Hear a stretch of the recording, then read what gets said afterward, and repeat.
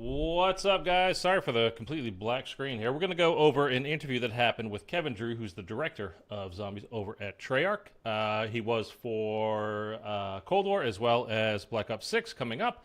It just quietly dropped at the end of last week, and I follow all of these people over on Twitter, and I saw nothing about it until videos started popping up over the weekend about it, which was already days later. But I wanted to cover what they're going over, what they're talking about in this interview. You can see it's just shy of an hour long, so we're not going to waste a bunch of time here. Hope you guys had a good weekend. Let's just kind of jump in, and we'll stop and start as we're going through this to see, discuss what they're talking about. Okay, here we go.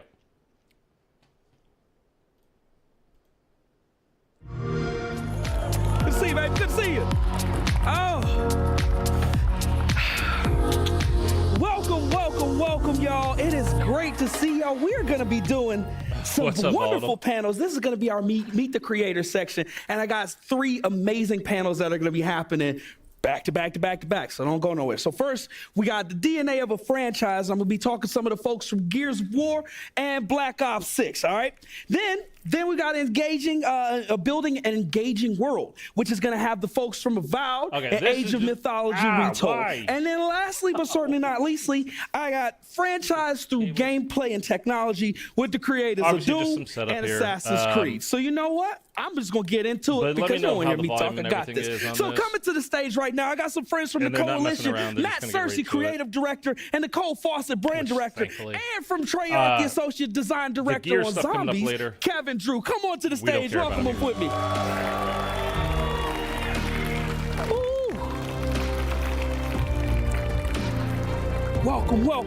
Welcome, baby.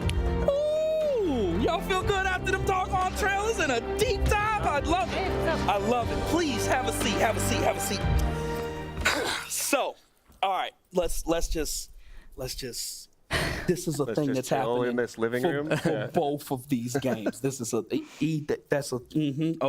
sorry, I'm getting out. Let me. We're here. Yeah, everybody calm down. Get your words. First and foremost, man, I want to thank y'all for being here. It's nothing like that day where you get to show everybody where you're working on the thing. I'm going to just get right into the questions because I got a lot of them and not a lot of time to do it. Now, both of these games, both in Gears of War E-Day and in Black Ops 6, we are dealing with very specific time periods and new chapters in games that have been around for a while. I played Gears 5, didn't really care for it. There's a lot of history, a lot of legacy, a lot of love. And love the movement in that game, so therefore you love the game, or you can't stand the movement in the game, therefore you do not like the game. Bringing in a lot of that old, a lot of that history, a lot of the stuff that people love with the new chapters in the thing. All things considered, they just did the direct. I'm gonna kick. Oh yeah, right. Go for it. You gonna start with me? Yeah, this one's for you, my friend. How do you balance the old and the new? Come on, going from Black Ops 2 to 6. Tell me what was going through the head. I think there's different answers for each part of the game, right? We have campaign, we have multiplayer, and we have zombies. And I can speak for zombies when I say it's a mode that actually started as an Easter egg back in World of War, right? And it has grown over the years. And initially, it was kind of like the Wild West. So like every time we would make a new zombies game, we would just try new things that we thought was cool, right? But over the years... By the way, there's some info coming here that... I don't know if you guys have seen this or not, but he's about to drop some info that started a bunch of conspiracy theories or discussions and led to a lot of talk like, what does this mean? What does this mean? And it turns out, well, you'll see. By Black Ops 3, certain things we realize are very important, and we kind of established the DNA of zombies. It's a lot of different like perks and pack-a-punch and really cool maps and hidden quests and all sorts of things. And we realized those certain things are very kind of sacred, and we need to like keep those and iterate on them and make them better, but then always pushing ourselves to do new things, because that's like at the heart of this mode. It's almost like counterculture to COD, where it's like we get to put things in that you would never see in or think that would be in Call of Duty. Stuff you're just not expecting. Yeah, absolutely. All right, on the E-Day side, man, you gotta tell me, especially with that very. I'm gonna drop the volume here for a second while they're talking about Gears, because again, that's not what we're here for. So he's just talking about finding out the formula. Been working there for a long time, and what is zombies basically like? What do you need? I guess we can tell a little bit of story about how we got there, and it has camos, like all that kind of stuff. Perks of the old in it. they've messed with all of these things over the when years. we finished Gears Some 5, successfully, some not we so actually shipped a bunch of successfully. stuff. We shipped tactics, Busters. A lot of people New Game Plus, a well, bunch I of mean, things, you and guys when know we with got to the end of it, BO4, we were there like was a literally pandemic, no just like Juggernog everybody else anymore. was. At the studio, People we lost were their really minds, or reflecting other people were on just like, well, no, it's fine. what Just we start with valued 200 in health. Gears, and at the You're same good. time, we were And then moving you've got to other perks Unreal in there. 5, so They all new created a technology, lot of new new perks engine, for and all BO4 sorts of new that obviously opportunities. We were only building a existed in bunch that of game, stuff, and then they ditched them. new. So we completely were able to for take Cold War. all of our sort of ambitions So, about the new stuff, and then perks were there, basically but at the same time, they we were revamped reflecting them, on, reworked like, how them, we talked about Gears, just how the thought up fans new talked about ones. Gears, I'm not one of those and people that finding thinks like every new heart, map means you need yeah, a new we heard perk, a lot by of the way. words that our fans were using, like I'm totally fine brotherhood, with having a brutality, set you know, amount the of idea perks, of like and that's just sadness, kind of this it. kind of melancholic I'd also world. be well. And then obviously the overtop the gobblegum spectacle kind of of issue Gears, is and it's we're kind settled. of It's learning in the game. about I was gonna ourselves say, through like, our fans. I'd be fine and, with no you know, perkaholics and all that kind of stuff, but deciding that whatever. You know, It's for already us, happened. it's about staying true to who we are at I'm the core, going to the DNA, the skip things that forward here never a bit change. because, But we again, can. Yep. And us, the words that we were all using care about about- we're Gears not and here try to for package Gears it of all War. together, it just felt right, so we went for it. Yeah. Leaning in a lot of that brotherhood theme, and actually you could kind of look at some of that coming through in COD as well. Speaking thereof, like we got a really good look at how you guys are actively developing the game. How is your tech that you're using impacted a lot of that, especially in like player movement and the different things that people are this is able the to do Omni mid movement combat? thing? Please do the thing. I think that's the highlight. The Omni. I'm actually movement. looking forward to this. You- By the way, I just said I've been playing a lot. And Volatile, you know, hey, kind of comment. It's been a while since I've watched the Switters live. I haven't been live very much. I mean, we did it last week for the Modern Warfare 3 Season 4 Reloaded, the Broken Rift thing, which was ironically or unironically, really, it was broken. It wasn't working. I played it immediately after I streamed it with a friend of mine who texted me like, "Hey, you want to jump on this?" I was like, "Fine." And if you guys were watching, like, I was getting kills with the Deadwire and the Brain Rot stuff, and it just wasn't working. Like, it wasn't opening up. I was like, am I not getting enough kills? What's going on? Is it just impossible solo? And then I jumped into a game, like I said, with a friend of mine, and he literally got 2 kills at one of the rifts, and it opened. Like, it just wasn't working properly. So anyway, it's you know, the broken rift kind of a thing. Yeah, I've been playing a lot of BO3 off of stream. I just, for myself, just kind of been enjoying it, kind of just jumping back into playing zombies again, and today was supposed to be. Now it's going to be Wednesday. I'm going to do all the round-based Cold War maps. That was going to be today, and then, like I said, this came up over the weekend, so I wanted to get into this because, you know, some new information about Black Ops 6. But I can tell you, man, that game, even with the slide hopping movement in BO3, without stamina up in that game, my God, I hate the movement in that. The taking 2 steps and then, like, we're talking about soldiers, you know, like they can't run more than 2 or 3 steps at a time. It's just infuriating. Anyway, so he's about to talk about the whole omnidirectional movement. You can sprint forward, sideways, backwards. I'm assuming it's going to be like in Cold War where you have unlimited sprint, and then if you have stamina up on, then you just go faster. But you still never break your stride. You can just keep going at the same pace forever, which I love. I hate. I was going to say I don't like it, but it's way more than that. I hate it. That you can't, like, you just, like I said, you do the 2-3 steps and then it just, and then you gotta run again. Like, it's so annoying. You all saw it today. It's like revolutionary in how you play the game. It just fundamentally changes how you move, and it kind of removes this artificial construct of, like, you know, in real life, you can sprint backwards. You can sprint to the side. Like, professional athletes do this all the time. So once we kind of ungated that or realized we could do that, and we made this massive endeavor, it's changed everything, right? Like, how you play multiplayer is different. How you play zombies is going to be different. Like, the ability to, you know, sprint backwards while you've got a horde of zombies coming at you is very different than MP, where you're taking advantage of other things like supine and all those things. So look, for us less skilled people, being able to run away from I think you still got to watch behind you. We're thinking about that. I appreciate it. That's Both something of else that these you get to games when you go have back and play some of the older games. Like, committed audience. I know that's the in Modern Warfare understatement 3, of the obviously, year. it's just a way different how system. do you take those audiences into consideration? For a lot of folks, like, they've been looking for these installments. Even with Cold War, like, Cold War, again, they're going to go with the difficulty level of what the game BO6 is going to be like. So I'm not going to blow it here. I'll let him talk about it, and then I'll discuss what he, what he says. But the in the older games, like if you stop moving, you're dead. You are just dead. I mean, as a solo player, like you cannot just go stand in an area or a spot for really more than a few seconds, because a zombie will spawn behind you. The game will automatically spawn, even if you don't see them despawning because they're right in front of you. They will spawn zombies behind you, and then you're going to get hit from behind. And of course, if you don't have Jug and like a BO3, like 3 hit down, that's it. BO2 and before 2 hit down. I mean, it's even faster. So we kind of lost that with Cold War. And again, he's going to get into the difficulty level and what they're planning for BO6. Not in a absolutely direct, like this is 100% how it's going to be, but pretty much we can say, because they were saying the same thing basically during Cold War.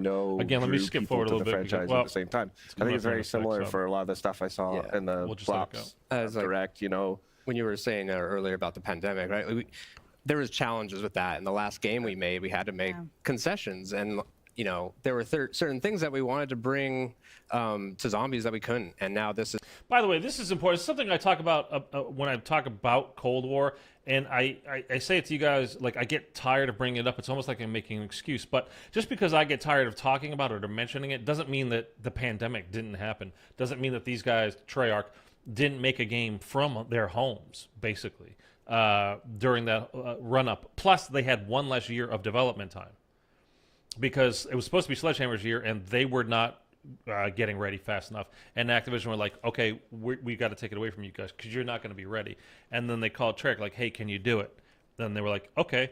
And then the pandemic hit, so it got even worse.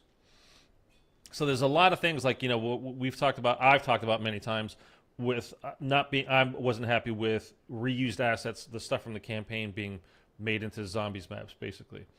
The only truly original map we got in that game was Die Maschine, the first one. So it's obviously the thing they had the most time to make. Firebase Z comes from, its Outpost 25 comes from the campaign. Mauer der Toten comes from the campaign. Forsaken comes directly from the campaign.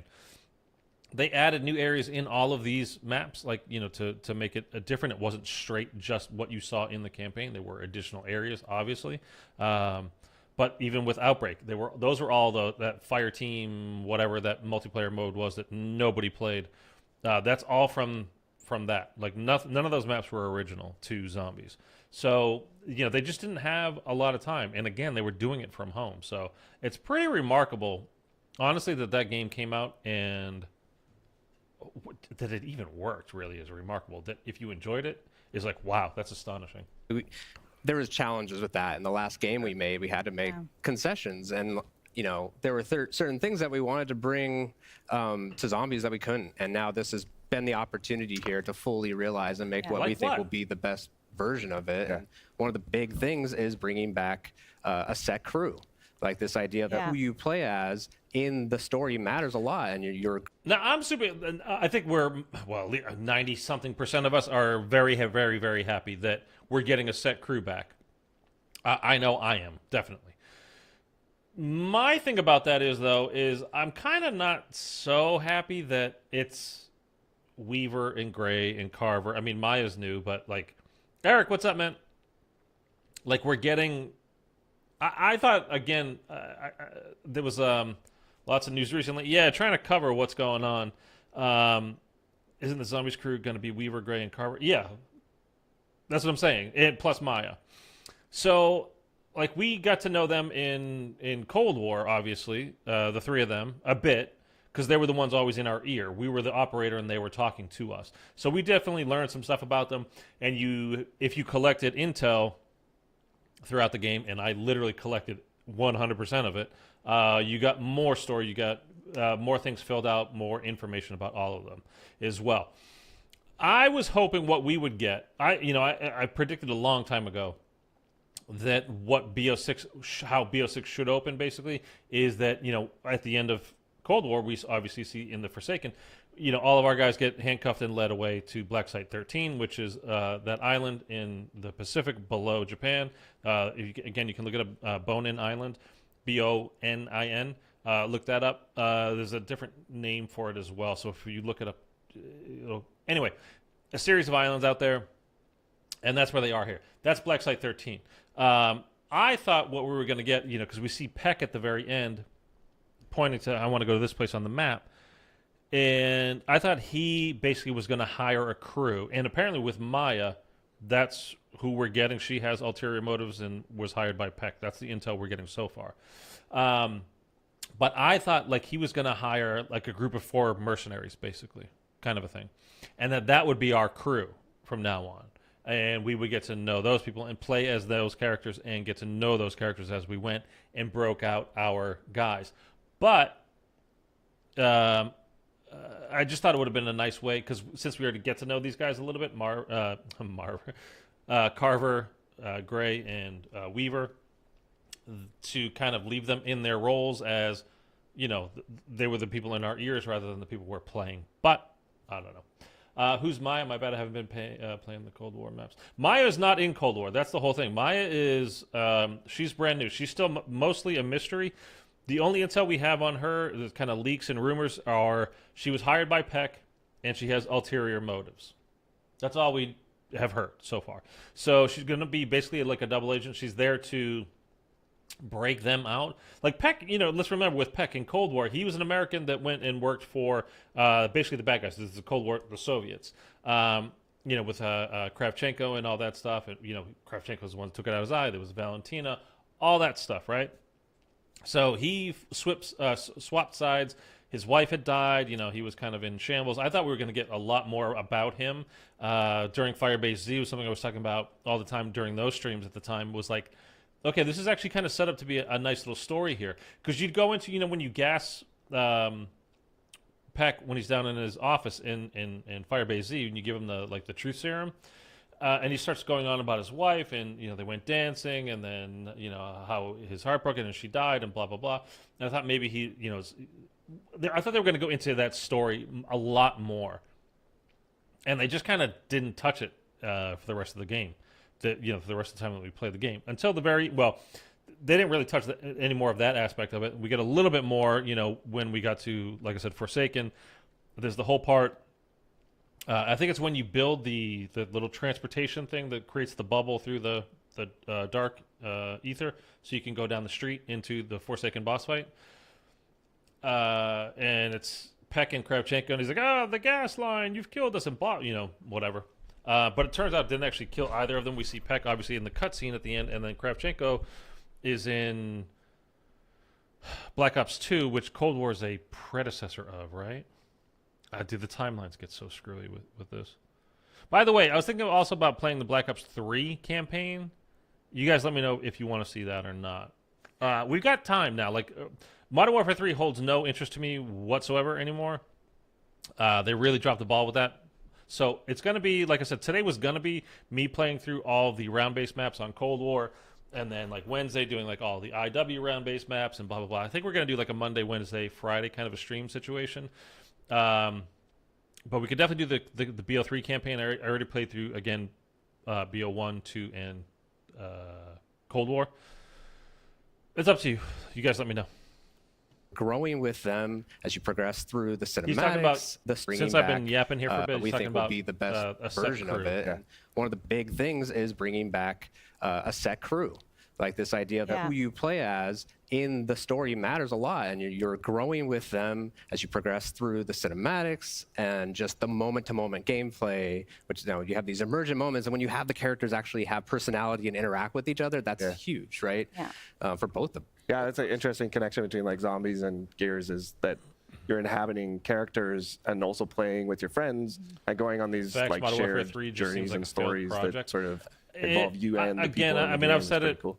It's when you see how they react, you might bond closer to this character more than that character. It would have been, I think, a very successful game in a Zombies mode. Fall over. I'm like, no, had they just given us more missions, updated the missions regularly, like they did with DMZ the year before. And they flat out just stopped after I the was game on pins and needles, okay? Just let me have this, all right? Let me have this. All right. Look, one of the things that I love, especially as a developer, is being able to watch out for some of those personal touches in the game. And I think, for me, that's a very humanizing element. It's always nice to remember that the people making these things are often fans. A lot of them are like, yeah, I'm excited for this game too. I'm curious if there are any like personal touches that y'all got for me personally. What are some of the things that your folks did, their signatures that they put on the game, if you can share? Yeah, I mean, I think it's inevitable. You've got hundreds of people that are working there because they're passionate about their craft, they're passionate about the franchise they're working on, they're building relationships in the studio, and they're bringing things to it. But without getting like into specifics, I think for us, especially in Gears, we found that the themes of Gears, like the ones that ring true around brotherhood and burden, loyalty, trust, things that we use in our story, actually, they're all things we all experience all the time. E-Day, so that's we've a been prequel, building out right? the That's story like of the day E-Day and building out the game. Actually happened. They you invaded, hear all these sort of references to people in our studio's lives, things they've gone through. They all end up in there. They all end up in the stories and the characters, probably, but which is pretty special. Like it's not like, again, that was my. You either love the movement, and that's why you love Gears of War. It was more like actually, there's or you hate significant things in our world that come from the people who made the game. See that. I love stuff like that. That makes the game feel like something that you labor on, something that you are part of. Absolutely. Not just something that you're just making just to make. I know some personal touches in Black Ops. And we also got like a look at some of them in the deep dive. I want to know specifically in Zombies, are there some personal touches that y'all put in that you're like, this is for the fans? Yeah, so I mean, I've worked on every Black Ops game, so I have a lot of very specific examples over the year. Like if you're working on the game, you're putting a part of you in it, right? And so like early days when you're working, like when I was working on campaign levels, I ended up like on Black Ops 2, I named a red shirt in one of the levels I was working on, Crosby, because of a previous game on Black Ops 1. He was like this one-line character, but he was just hilarious to all of us. So I started to name him there, and then I moved to another campaign level and another one, and soon enough there was like 8 levels with Crosby in it. He had a full character arc. I mean, Crosby is the Carmine of Black Ops. Black Ops. Yeah. And he has his own wiki page. But Nice. When he got to Zombies, it was sometimes our personal touches are accidental. When we were working on Black Ops 2, we were like a new team working on it, and we hadn't quite caught up with all of the rules yet, and so when we were determining the eye color for Mob of the Dead, a producer got asked like what color to make them, and he's just like.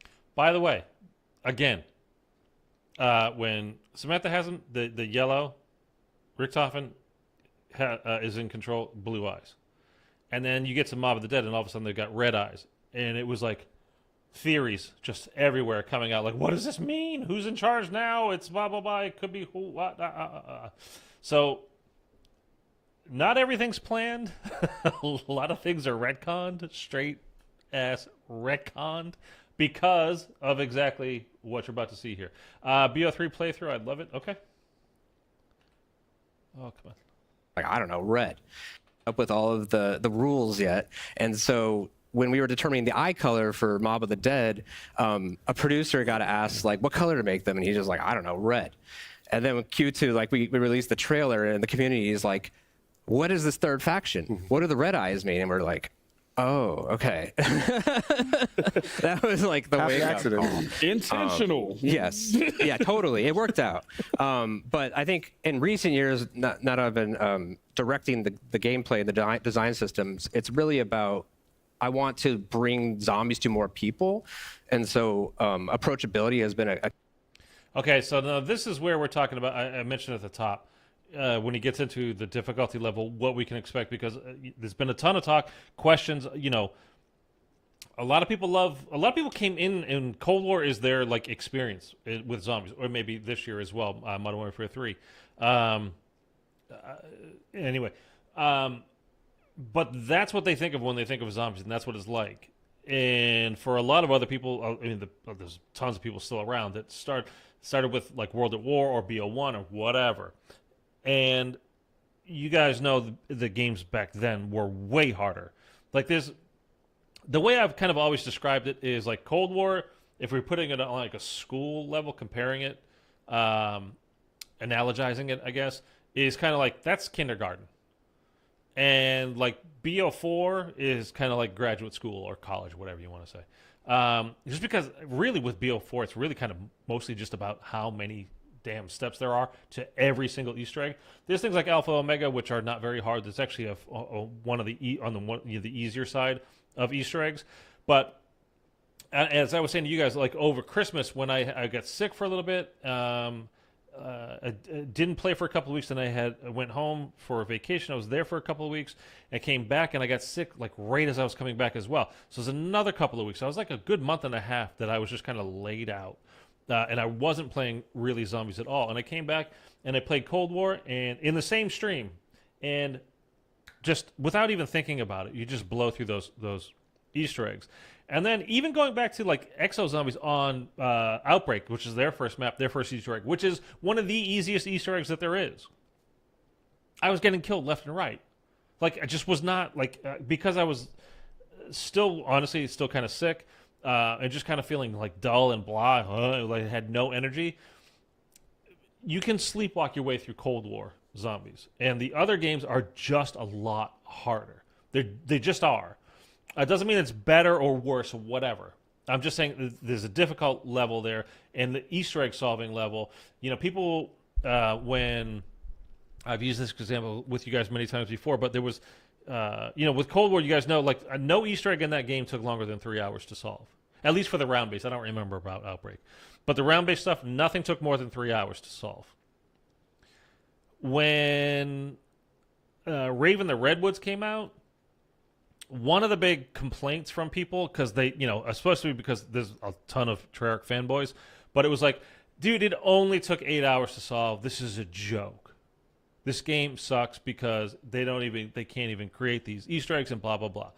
And then Cold War, same people like, man, this game is great. Love it. And I'm not saying whatever, but they made the, it takes this long to solve, therefore it is this level of good. And then they completely throw that out the window with Cold War. And now I like Cold War. I'm not knocking Cold War. I think it's fun. I think it's a lot of fun, actually. I do think it's too easy. I was hoping for something between Cold War and BO3 level. But I don't think we're getting a key to directing the gameplay, the design systems. It's really about, I want to bring zombies to more people. This is exactly what I said for Cold War. Approachability has been a key part for me to put in the game. So just really like raising the floor. A lot of people, it's a very challenging mode. And so when people try for the first time, they might survive for 2 minutes. And it's like, once you get in there and you experience like the higher rounds, it's so much fun. So we want to just make sure that more people can do that. One day I'm gonna get to those higher rounds. You're gonna do it. This is the year. This is my time. He made me hopeful there for a minute because he was like, it's rewarding when you can get to the higher round. I mean, if you're a high round player, I guess. I mean, to me, it's all about Easter eggs, but actually completing the Easter eggs. Like when you complete an Easter egg for the first time, like do you guys remember the first Easter egg you completed? Or just when you completed a new map for the first time? You genuinely feel rewarded, and it's rewarding, like, oh my god, okay. Or like I busted through, I did BO2 Origin solo, or I did BO4 Blood of the Dead solo. Like the two hardest maps that there are, and it's like, I'm a real goddamn Zombies player now. Like it's amazing. There's nothing in Cold War that you're like, oh man, I'm legit now because I can do this. It's just, yeah, he just did it. So he was making me feel like, oh, he's raising the level here because if you're going to feel that reward, you've got to earn it. But then he was just like, but so we want everybody to feel like that they can get to the higher rounds. So it's not making it more challenging. It's making it, I hope, not easier, but if they make it easier than Cold War, man, like, what's the point anymore? But this game, we got all sorts of stuff for you. I don't know. Do you guys agree with that, or disagree? I actually want to go back a little bit and dig into those specific time periods in both of those franchises, because for me, that was the standout thing in the trailers, that both of them made a big point to point out this is where this is happening, and this is the story that we want to tell around this. I'm gonna start with E-Day, especially because it's such a big moment in the franchise. Yeah. And to go back to E-Day, there's got to be a significance to that, especially when you could look at the future, but picking that very specific date. Yeah, for sure. What was going through? Again, I'm skipping the Or gear to stuff. like a new hopeful future. It's not why we're here. I know. So there's That's the thing. details. And in Black Ops, like, picking the 1990 war, 1991, just after the Cold War. Right. Those shots of seeing Bush and Clinton talk ripped directly from my memories. I'm dating myself a little bit, but picking a very specific time. What was going through the heads when we picked that moment to set Black Ops 6 in? Yeah. Well, you know what? Maybe you can't speak to that from the zombie side, but if you can, give me I that. could give a light touch. Give me a light touch. That's part of our DNA, right? Like the Black Ops series goes into very historical, memorable beats and kind of gives you this version that could have existed where there's a deeper story there. There's a lot of espionage and betrayal and shadowy ops. And in this version, right, like this idea of you becoming an enemy of the state, like the actual government is betraying you because they're doing some bad things and you want to fix it. So it's also just a very nostalgic era, right? I think a lot of us, at least elder millennials, we're children during this time period, and it's like revisiting those things with a mature perspective is going to be, I think, a lot of fun. But on the zombie side, we left you like on a huge cliffhanger. So basically, Cold War was building up a lot of beats. We at the end, like we kind of just did a huge 180. The director ended up being Edward Richtofen, who is a long-stay zombies character. He betrays your entire squad. He sends them off of prison for 5 years, and we're here now in the early 90s picking up the pieces. So the crew have been in prison for 5 years. They've been just Sarah Connoring, basically just doing a lot of push-ups and just ready for revenge. Ready to roll. All right, look, the voices in my head are telling me that we don't have a whole bunch more time. Okay. I want to know what you got final thoughts to leave the people with before they get a chance to do their own research. And by the way, there's nothing particularly new there. I mean, I still don't think the picture that they put out looks exactly like our guys, but I mean, Weaver looks like Weaver. But Carver and Gray look definitely different to me.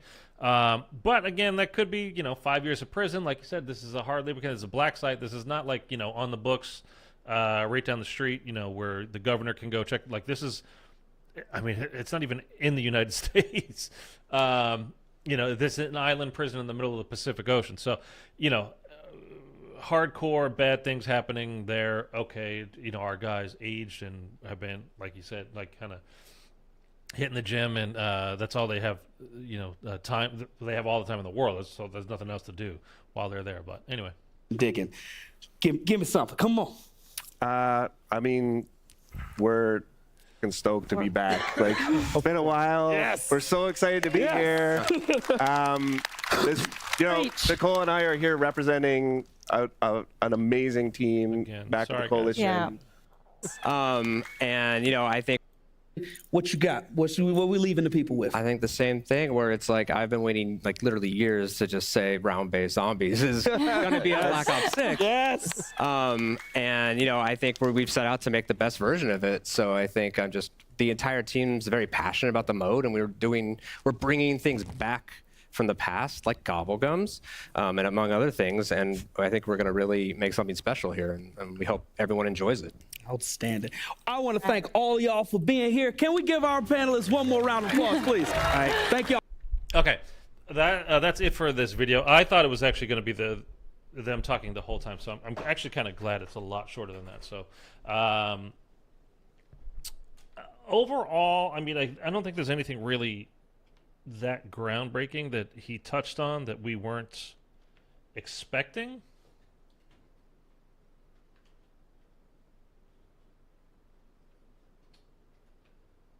Dude, I really hate this mic.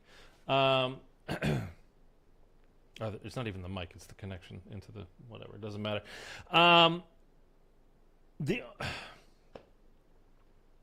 I'm disappointed that it seems like it's going to be Cold War level difficulty, if not even easier, if that's possible. I really hope it's not easier.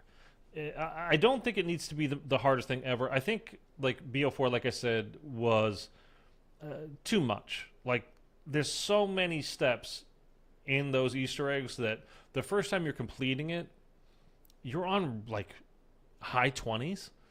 Like you're on round 26, 28, 31, before you actually get into the boss fight. That's a lot to ask for if you're a new player. That's a lot to ask for. And the way that system worked too was, quite difficult. with Cold War, again, you can just buy all the perks. So you're super strong, get Ethereum, upgrade your guns, upgrade your perks, upgrade your field upgrades. I mean, you didn't even, all these things anyway that you have access to make things easier for you. Again, I was hoping for somewhere in I didn't think they would go back to kind of OG Zombies level of difficulty of figuring things out, the actual Easter eggs. But I was hoping for a step up, and it doesn't sound like that's going to happen. If anything, I'm worried that they're going to go... I mean, I don't know how they'd make it much easier than Cold War. I mean, things were literally... that were Easter egg related. A lot of stuff was, I mean, quite literally outlined in like a gold, yellow, kind of like, hey, this is a thing for the Easter egg. And I always use that example of on Firebase Z when you pick up the key from the desk in the office in the like armory area with a, you guys know it. And then you run anywhere near those barracks and, Carver, whoever comes over, hey, I bet you the key would work there. Like, it's not a clue. That's telling you go do this. It's too easy. Mark, what's up, man?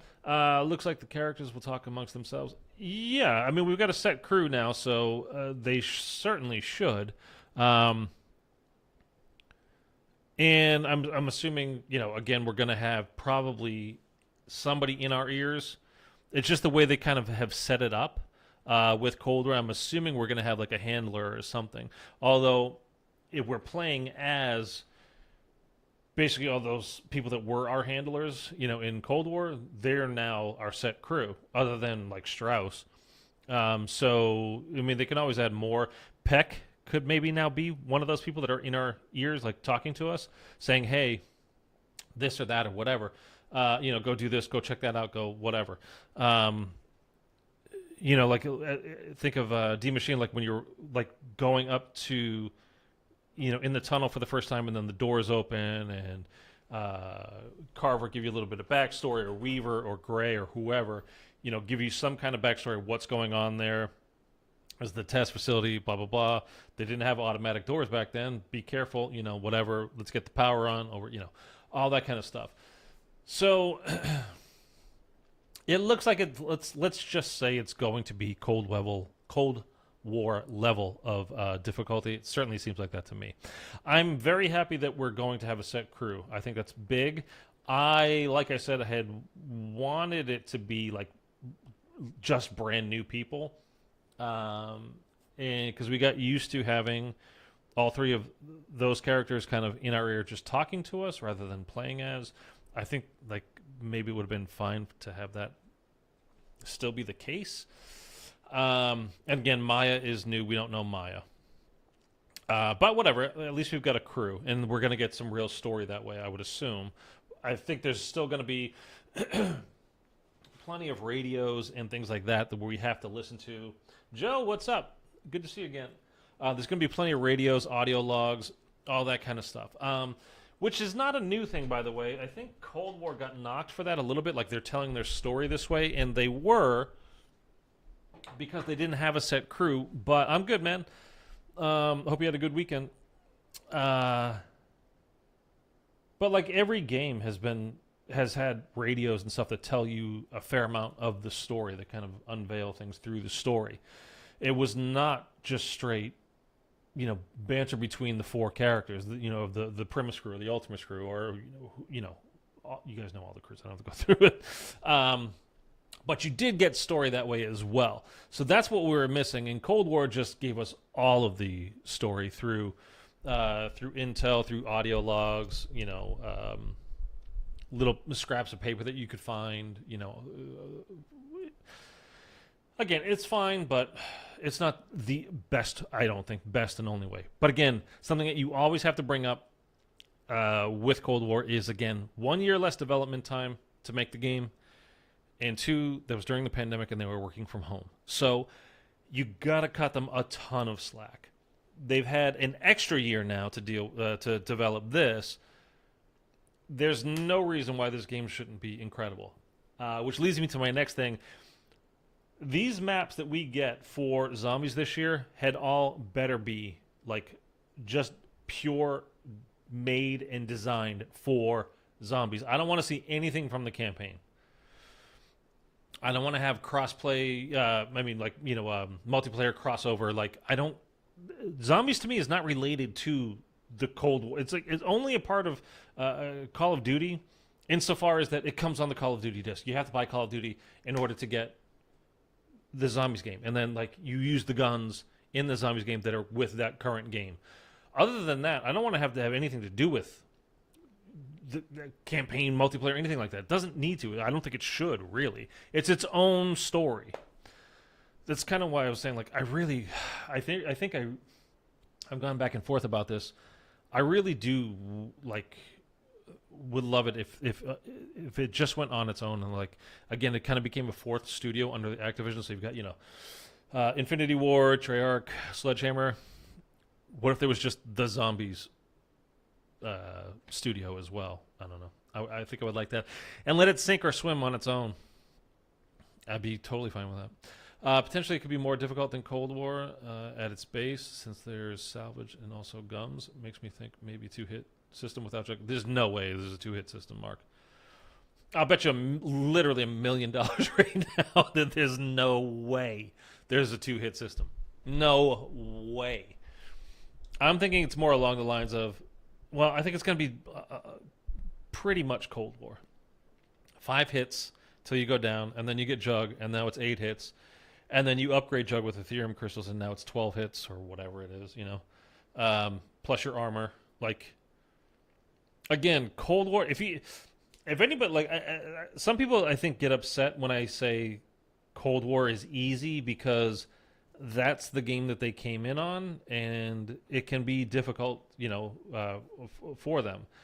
And that's fine. I'm not trying to knock anybody that's a Cold War, like that's how I know zombies. I'm not trying to knock those people at all. And I think you're going to actually get a really good chance to experience the other games if you're an Xbox player, because I think pretty much all Call of Duty games are coming to Xbox Game Pass pretty soon here. They at least will for a time. Maybe they'll rotate them, like, in and out. Like BO2 for a while will be there. Now BO3, World at War, like, whatever, right?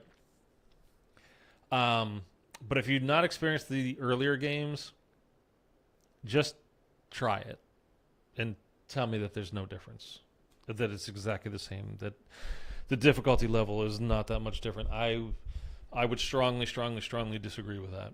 Like I said, I mean, Cold War is, the movement system is fluid. It feels really good to play. I love being able to mantle in Cold War Zombies. That's one of my biggest things I absolutely love, because it was something that was odd to me, although I got used to it fairly quickly, because it was the whole, before, like anything before Cold War, you could not mantle over whatever. So if you came up against a railing, you were on a stairway, you could not ever hop over that railing until, again, Cold War, right? So if you knew not to linger on those stairs, though, because it became like, these are your boundaries.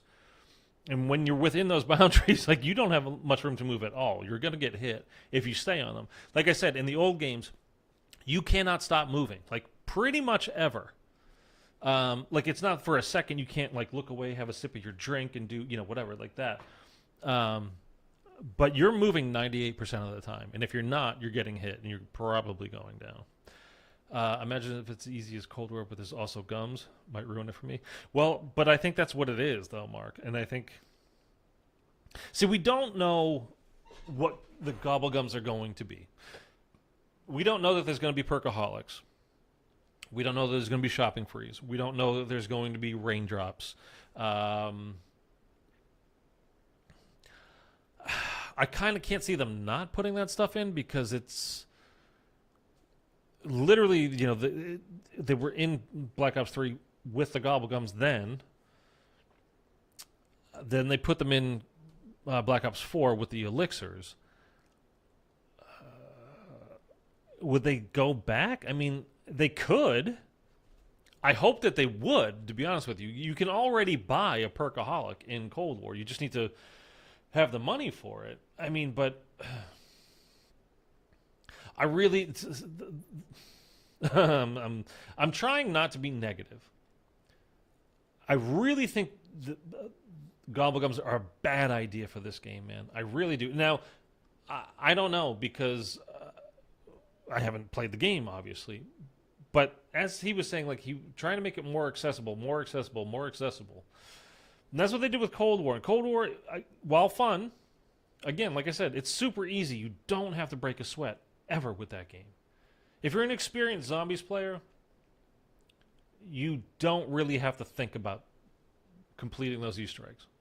You can literally hop on and super casually go through it.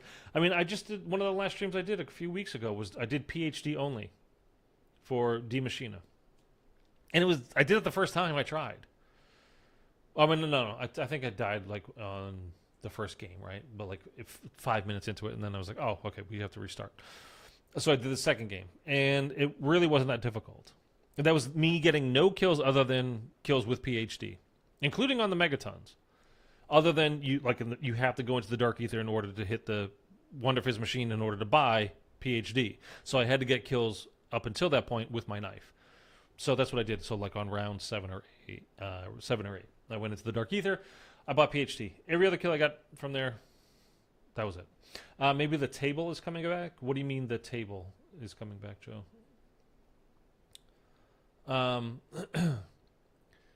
But can you imagine like Cold War with Mega Gobblegums? Like, let's just take BO3 Gobblegums and say that all of those are going to port over into Cold War. So you've got all those, like I said, Perkaholic, Raindrops, Shopping Freeze, Double Points. I mean, Double Points is a huge Gobblegum.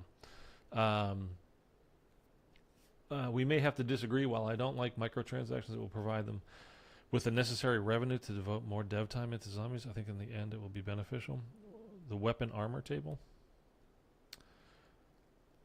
Oh, I think that's 100% coming back. I couldn't imagine they don't do that.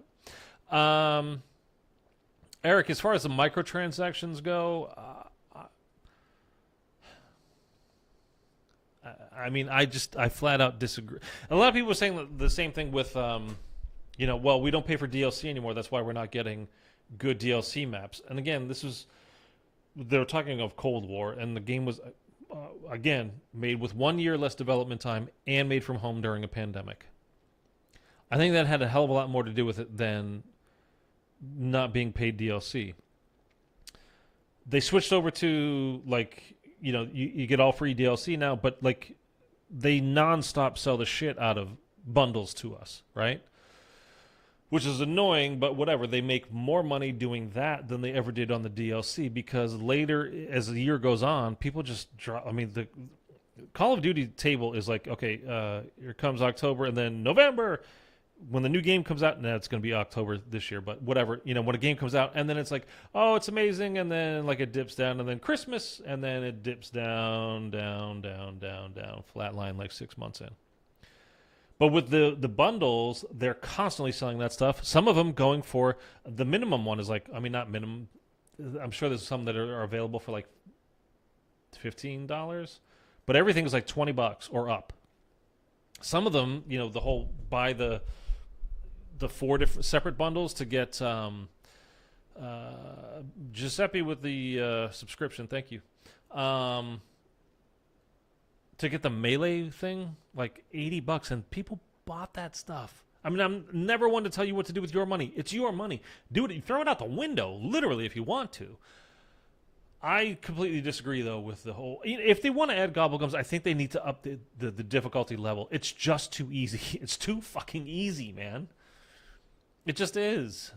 Do you guys agree with me that Cold War is easy, at least? Or no? Do you think am I wrong about that? Which is fine, by the way, because if you're a new player, and you haven't experienced any of the older games, it's, you kind of go to the level of your competition, right? Like, this is all you have, so this is all you're familiar with. It's going to have its own, like, challenges to you. I don't know. I want it to be so hard I dropkick the monitor from rage. They need to think about the long run. They need their cult classic fans, not new people that buy it once and get some skins. See, I disagree with what you're saying there. Like, they need new players.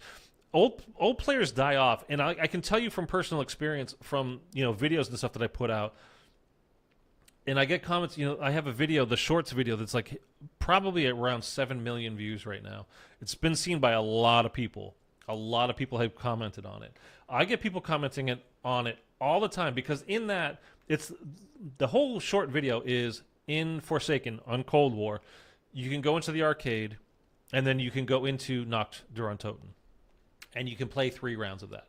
Now, the title of the video is like Play World at War Nacht in Cold War, something along those kinds of lines. But when you play it on Forsaken, again, it's a 3-round challenge thing. You're not playing Nacht der Untoten now. You're playing a version of it for 3 rounds, period. That's it. And it's not, because people comment all the time. Like, I say in that, like, you have to get headshots or else you're not going to be able to kill these zombies. If you've done it, you know what I'm talking about. Or if you're like these people that still watch videos about zombies all the time, but apparently they haven't played in 10 years. They talk about World at War as if, like, that's the only experience ever. And they're like, no, that's not what you do on the early rounds. You got two shots to the body and then you knife kill for, like, the first 3 rounds. What are you talking about? Like, you've never played this. And the people all the time, like, man, OGs, no, that's not what you do. Like, you're not an OG. You're just old. You don't play zombies. Not anymore, you don't. Maybe you still go back once in a while and hop online with your friends, you know, from 15 years ago that you used to do it with. And maybe you guys get to round 6 and you're like, oh, we did good this time.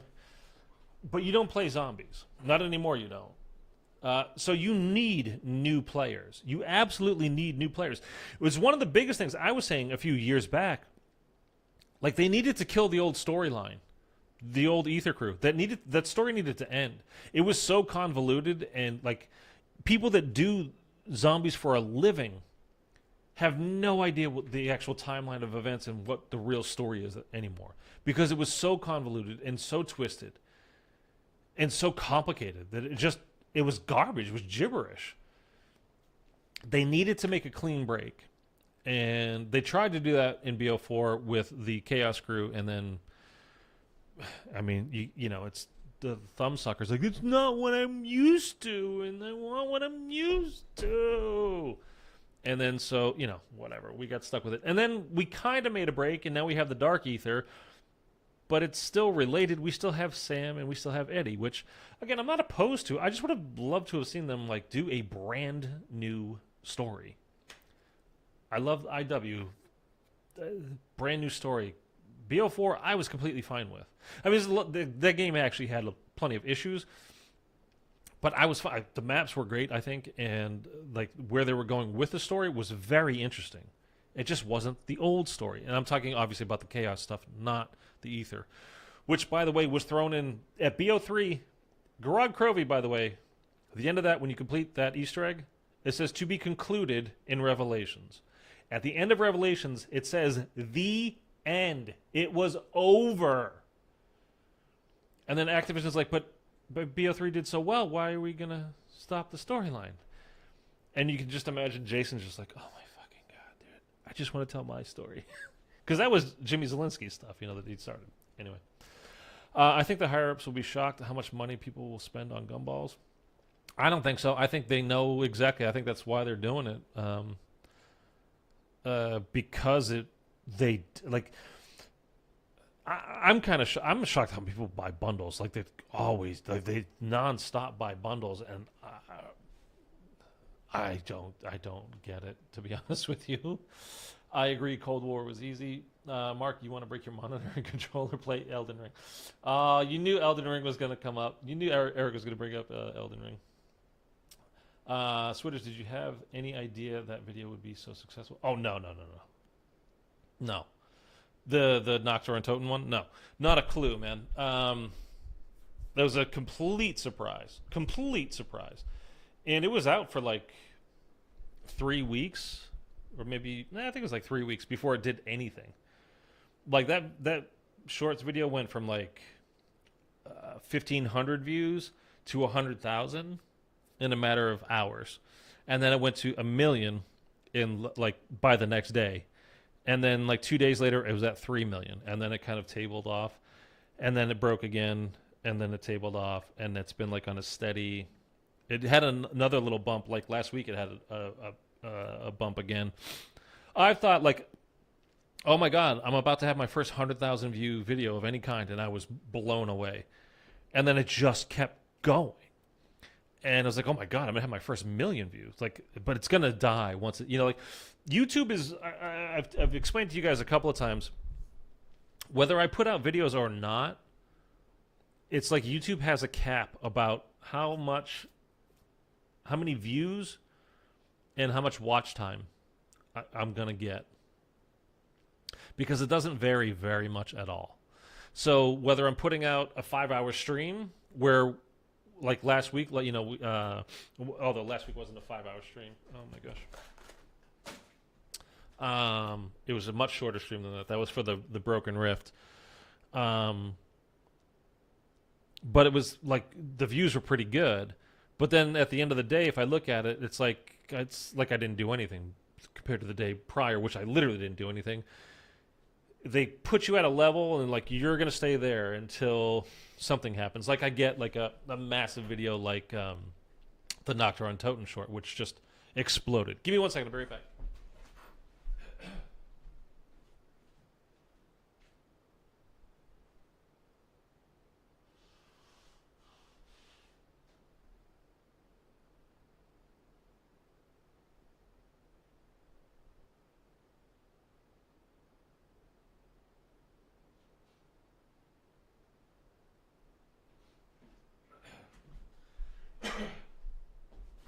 Sorry, I had to sneeze and my tissues over here ran out apparently. The final boss is way too powerful. Oh, for Elden Ring. I saw a streamer die over 1,000 times playing the DLC. Jesus, dude. Eric, this is what you want me to play, man? I'm not doing it. Yeah, they have a weird way of balancing out everything, and it's just... Like, and the thing with shorts, too, is they're like, it really doesn't matter how many people you have subscribed. Because it's more about that just shows up in the feed. It's not really subscriptions that power shorts views, and that's complete BS. By the way, it's complete BS. Because if you watch somebody like that has 1 million subscribers, all of their shorts do like in the first couple of hours like 300,000 views. Is it literally 30% of their audience is like just waiting for that next short to come out? I really doubt it, man. Anyway, it's a video game that challenges you. Mephistopheles challenges me. That's something I really want to get done this summer, by the way. Yeah, you know what? I tried a couple of weeks ago, like trying to do subscriber games, and it's just like, let's just say it's been met with very middling response. So anyways, I'm not going to plan on playing with subscribers as we go through this, but I'll kind of open it up to you guys as we're going through. I don't want to make it a dependent thing on you guys. One, because I think most of you come, I mean, probably a lot of you just come to like have me in the background and you can just hear me just kind of going on and on. It's just something to make your day go faster at work or at school or whatever, which that's fine. Leave me on. Have me in the background, and I'm totally fine with that. Put it on multiple devices, as a matter of fact. But there's a few of you that like, they want to be active. Whatever. Like I said, I'm going to throw it out there. It'll be open. I'm not going to be streaming every day this summer. Like I said, I'm pretty much going to go on a Monday, Wednesday, Friday schedule, I think, is what I'm going to shoot for the summer. We are in that weird time. Like, Modern Warfare 3 just holds no interest. There's nothing new to do. I'm not into it. They haven't put any thought or effort into it, and I have reached the point with that game where I cannot be bothered anymore. It doesn't hold any interest to me to do the same thing over and over and over and over again. More contracts, more contracts, more contracts. For what? It just doesn't hold my interest, whatever. The Vanguard camo reward in Modern Warfare Zombies was a slap in the face. Oh, for the Broken Rift, that red camo? Is that what you're talking about? That whole thing, by the way, whatever. I don't care. I'm when Season 5 Reloaded, whenever it is that come out, and there's going to be like the final Rift. I'm sure again we're going to go into the Dark Aether. We'll probably have to get a few items and upgrade them, and go out and go back in and beat a worm, another worm. I mean, I'll do it. I want to get the final cutscene. That's the one thing that they've done good this whole year is the cutscenes in Modern Warfare Zombies. Other than that, like the initial release was good. Those missions were fun, all that kind of stuff. And then they literally just stopped. Whatever. I'm done with it until the new thing comes out, which is 2 months from now. So until then, I just don't care. So it's going to be, like I said, today was going to be Cold War, round-based maps, all of them. Now that's moving to Wednesday, and then probably Friday I'll do IW, like Director's Cut. We'll do all the maps. Maybe then next Monday, a week from today, I'll do the BO3 campaign. And because once you do the BO3 campaign, you unlock the zombies version of the campaign, which, as far as I know, is just exactly the same. It's just with zombies instead of regular like enemy soldiers. It's zombies now, right? But I know that there was some kind of lore, like you could go. I never remember the name of it, but if you guys played BO3 multiplayer, there's a map that everybody just called like the Inception map. It's like on a snowy kind of map. And but it's literally like the world is like was flat, and then like the part of it broke off and like it stand up on its side, right? So you've got broken along one edge, and you've got like cliffs on the other side. But anyway, in the campaign mode, there is a house that you can go into in there, and there's some stuff with Richtofen, and maybe at least with Richtofen, maybe some Samantha stuff and some Max's stuff, but I can't remember.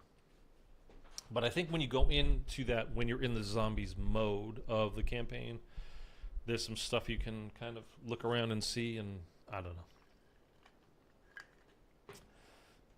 So anyway, it'd be kind of fun as far as that goes. But a couple of things I want to get done this summer. One is what I was just started talking about was Mephistopheles. Get that done because I've only ever done it tried it a few times. I want to get it actually literally like finally done because we are actually coming up on Paul Rubin's anniversary of his death, which was last summer. It was July 30th, I think, something like that. So it's at the end of this month. By the way, today is the 1st, so if you haven't paid your rent or whatever you got to do, go ahead and do that. And I also want to, I've done Shadows of Evil a bunch of times, but it's always solo. So I get to the very last step, and then I have to stop. You can't do the last step, which is the dumbest thing ever, by the way. So I need 3 other people to do that with, to get that final achievement and do that. So I would something I want to get done again by the end of the summer. But that's going to require other players. So whether it's you guys or whether I have to put something out on Twitter or drop into somebody else's Discord and just kind of, hey, who wants to run it? I don't know, whatever. I'll put it out there. But just a couple little things that I want to get done. Do you guys have any specific things that you really want to see as far as Zombies content goes this summer? Or is there anything that you're working on? Like I have never beat Tagged or Toten, so I didn't get the final cutscene ever. You know what I mean? Not the final cutscene ever. You know what I'm talking about. By the way, that's something that we're kind of hopefully, I would assume, because with Cold War, we didn't get much as far as cutscenes go. Like, we got the intro cutscene for, well, it really wasn't an intro cutscene. It was like a trailer leading up to it with the story of Die Maschine, right? But when you get on the chopper, when you complete that Easter egg, you just get the achievement. That's it. There's no cutscene at all, period. And then with Firebase Z, you get a very short one at the end, but it's more, just Ravenoff and Samantha, hey, we're going to the Ural Mountains. It's just, that's what's coming up next. It was kind of like the IW version of cutscenes at the end, right? Oh, we just did that. That was super weird and hard. Oh my God, where are we going next? And it's like the 70s disco music starts up and like, oh boy, we're going there. Or who turned off the color? We're going to the 50s in Attack the Radioactive Thing. That kind of, it wasn't real story. Like we're getting, again with MWZ, the one thing they've done really well is these cutscenes where it's telling story. There's a lot of information in there. With Cold War, it was mostly just kind of Forsaken, they did a cutscene, like an end cutscene that was like, oh, okay. They did it in a middle cutscene too with the Forsaken, like Zykov walking out. I mean, we all knew he was the Forsaken by that point, but yeah, they didn't do real heavy, big time cutscene. What was Mauer? Yeah, Mauer was just like a little action scene, like you get to the rooftop and get on the chopper, like and Kravchenko's trying to gun you down from his chopper, and because we rescued Raptor 1, right? That was after the Orda boss fight in Outbreak. So, do you think there's any maps out there with unsolved side Easter eggs still? Yes. Actually, I've been meaning to get in touch with Glitching Queen again. I haven't talked to her in a while now. We're coming up on the anniversary, the 8-year anniversary of Black Ops 3. And Jason had said way back in the day, after 8 years, there's like an unsolvable impossible Easter egg that has not been solved. And he said after the 8-year mark, he would, this is years ago that he said this, that he would, if it hadn't been solved, that he would spill the beans. So something that's not in the code or that's not easily found in the code, I'm assuming it's something that's not really activatable, because that would have been found in code, I think. So yeah, there definitely is. And actually, I can show you guys something too. Let me put this back over here. Let me add.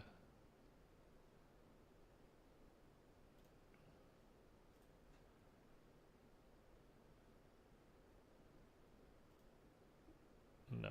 Okay. Hold on. Sorry, I'm trying to find the picture.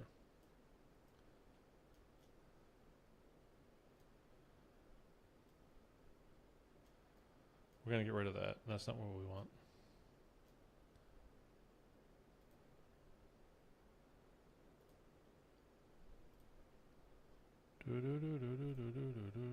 I have a question still about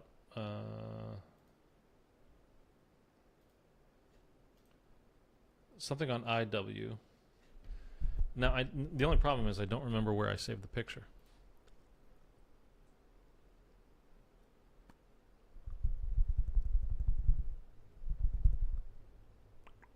Oh.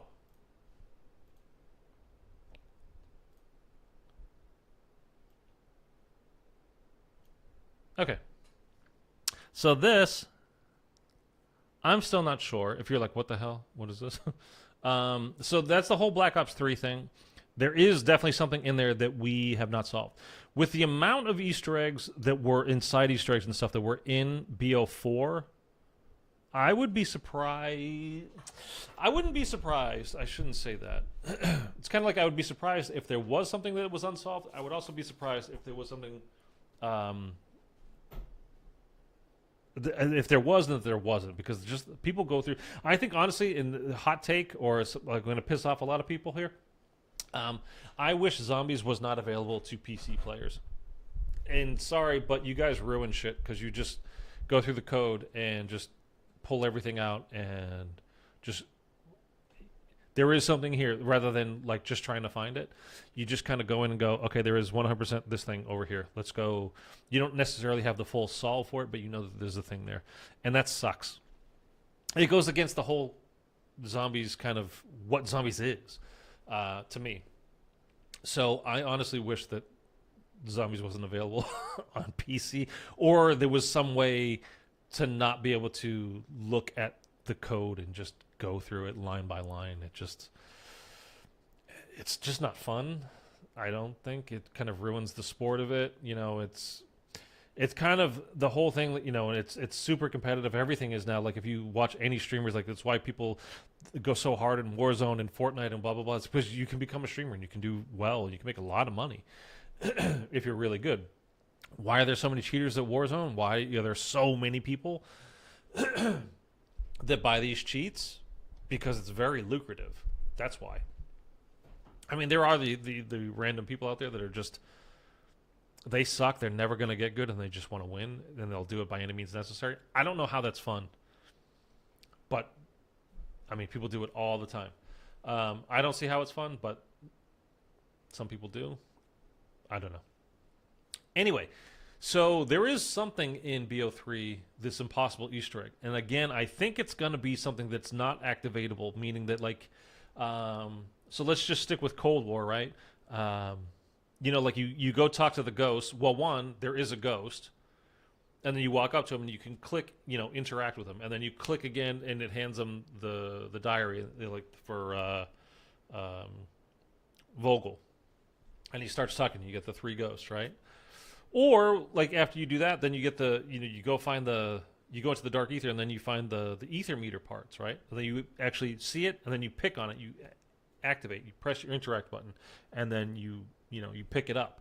And then dog spawn. And, like, that's what I mean by activatable. There's going to be something that is non-activatable that's in there that you can see. It could be lights flashing, a Morse code kind of a thing. But you can't touch it.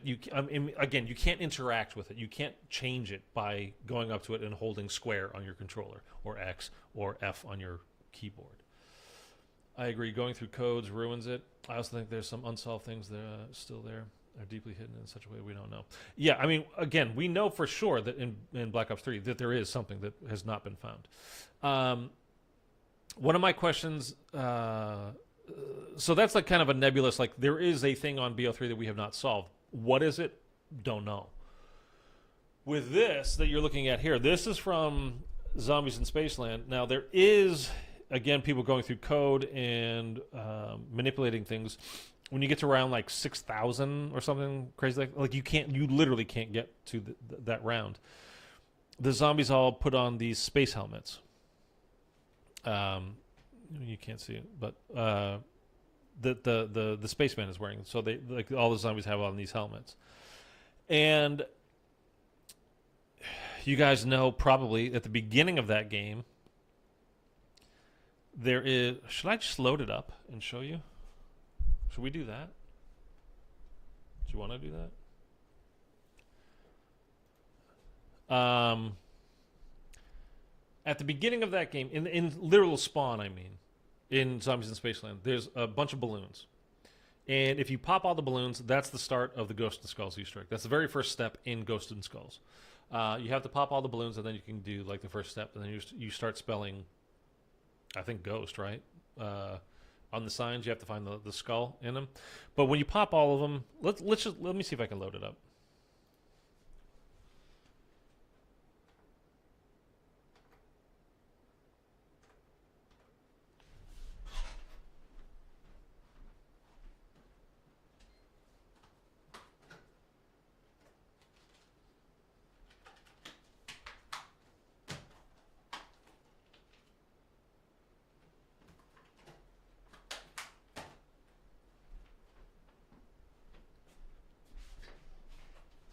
Load her up. Oh my god, I'm stuck. Oh, come on, chair.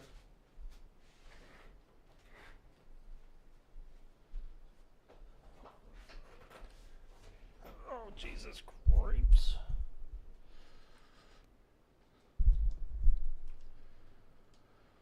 Oh, la la la la la. Okay. We're loading in. Here, let me put these on. And we're not going to play this whole thing, by the way. I really am just going to show you what I'm talking about. But specifically, you kind of want to listen to the beginning.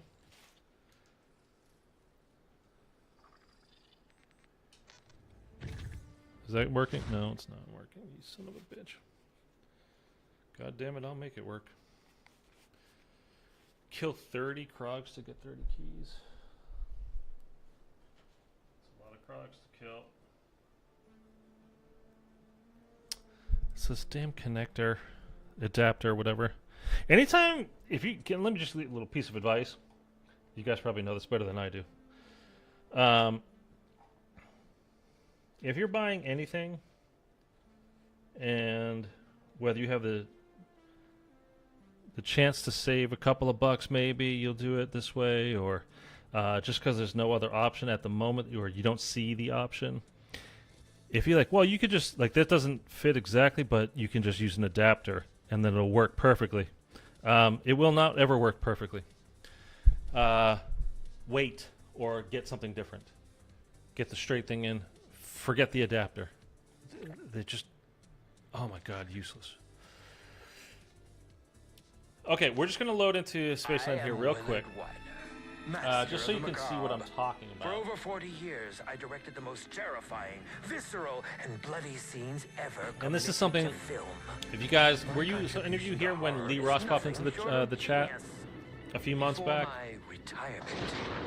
Because we were streaming some zombies, IW zombies, and he just popped in. Eric, you were, yeah, you definitely were. Okay, so anyway, specifically listen to what is about to happen here. I'll even turn it up, just for a minute. Where is everybody? Oh, we got Sally. Ugh. This is like totally not what my agent signed me up for. Okay, ready? So this is the bunch of balloons, obviously. Now listen. Ooh, stick drift is huge right now. Wow. We'll wait for that to stop. I'm not touching the controls. You heard that. Welcome to Spaceland. You'll have plenty of chances to be ripped to shreds here. Don't forget, it's all for your craft, so please do die spectacularly on camera. Oh, I didn't put on space director's cut. Space cut. That's because the last few times I've been playing this has been without director's cut on. So you heard that little noise, right? So again, that's the start of the Ghost and Skulls Easter egg. You have to pop those balloons. You can shoot them or do it melee them. But you have to pop those balloons. And then there's like signs everywhere, you know, writing everywhere telling you it's, you know, there's a Spaceland, Octonian pit stop. So we're looking for something with a G in it because we're going to spell ghost. And I really wish I had put on director's cut. Step forward and make your wish. Just to show you exactly what I'm talking about here. So there's none of these things. Journey into space. Where's the G?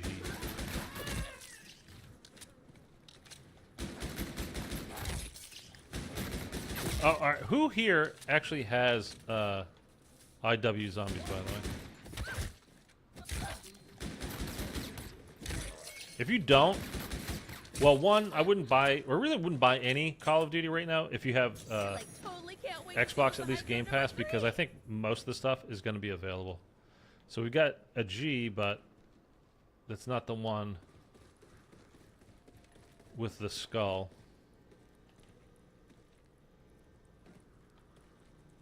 Rampage. We got it. Did you see it just exploded over there? That little yellow burst that's on the G for Rampage. You actually can't even really see it because of the light going up from the mystery wheel. But anyway, so that's that Easter egg. It's Ghosts and Skulls. That's the first step, is you pop the balloons at the start.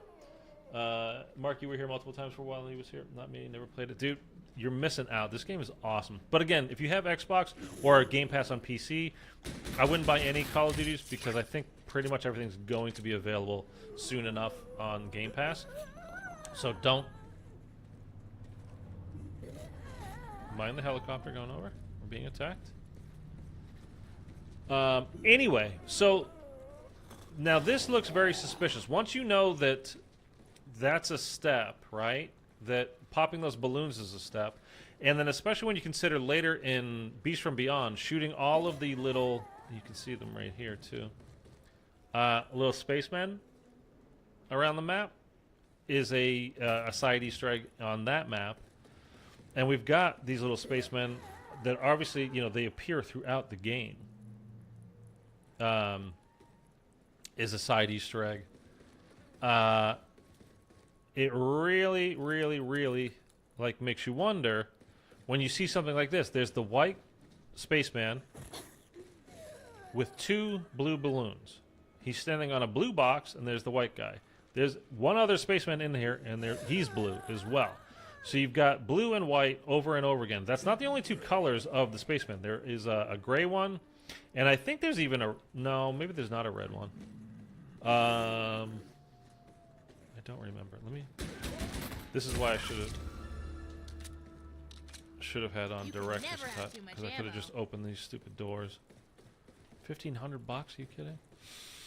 But anyway, I have tried going around. Now, there are bunches of balloons, by the way, around this whole map, like all over the place. But they're like back here, in stores, in Polar Peak, in the arcade, back up there in Kepler. Like, they're all over the place. And again, you can find the little spacemen. Actually, speaking of, we got a coin. That's a spaceman. The blue coin is a spaceman.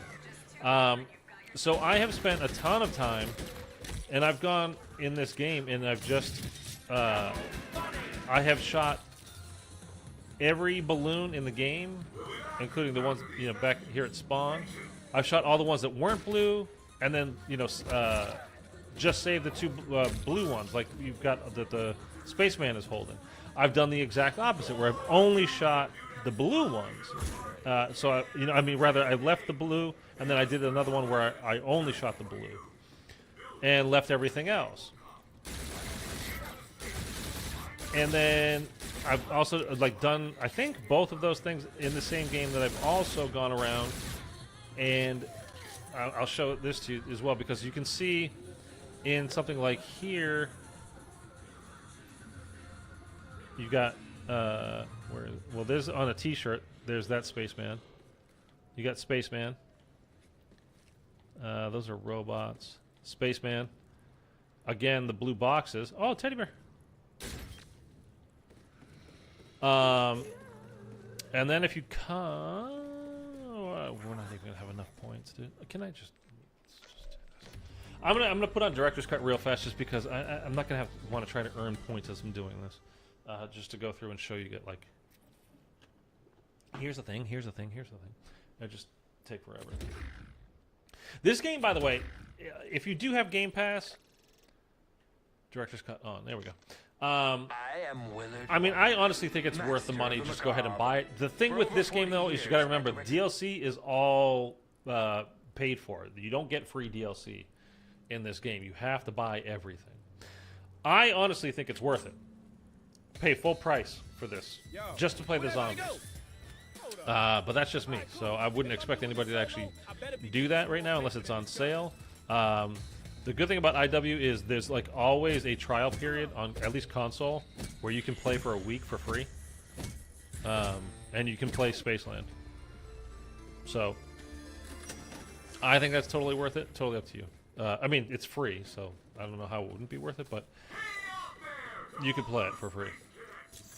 Spaceland for a week anyway, and then you would have to pay. But maybe you can find it on sale or whatever. But again, I think everything Call of Duty is going to come to Game Pass fairly soon. When exactly? I don't know. Now I'm looking for the bear because I saw the one bear. Let's go over here. I'll turn that on. Maybe you need to shoot balloons with a particular weapon.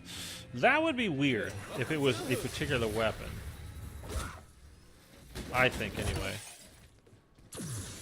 I don't know how that would really make sense, but not all of these Easter eggs in this game make sense. They can be kind of random. So again, spacemen.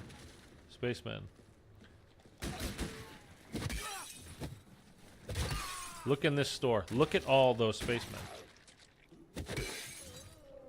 And I've done it where you have to shoot them in the visor, like in the face. So you leave like a little mark right there in the face.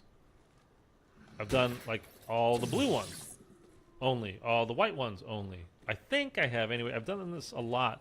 I've spent a lot of time on this map in particular. But look how many spacemen there are.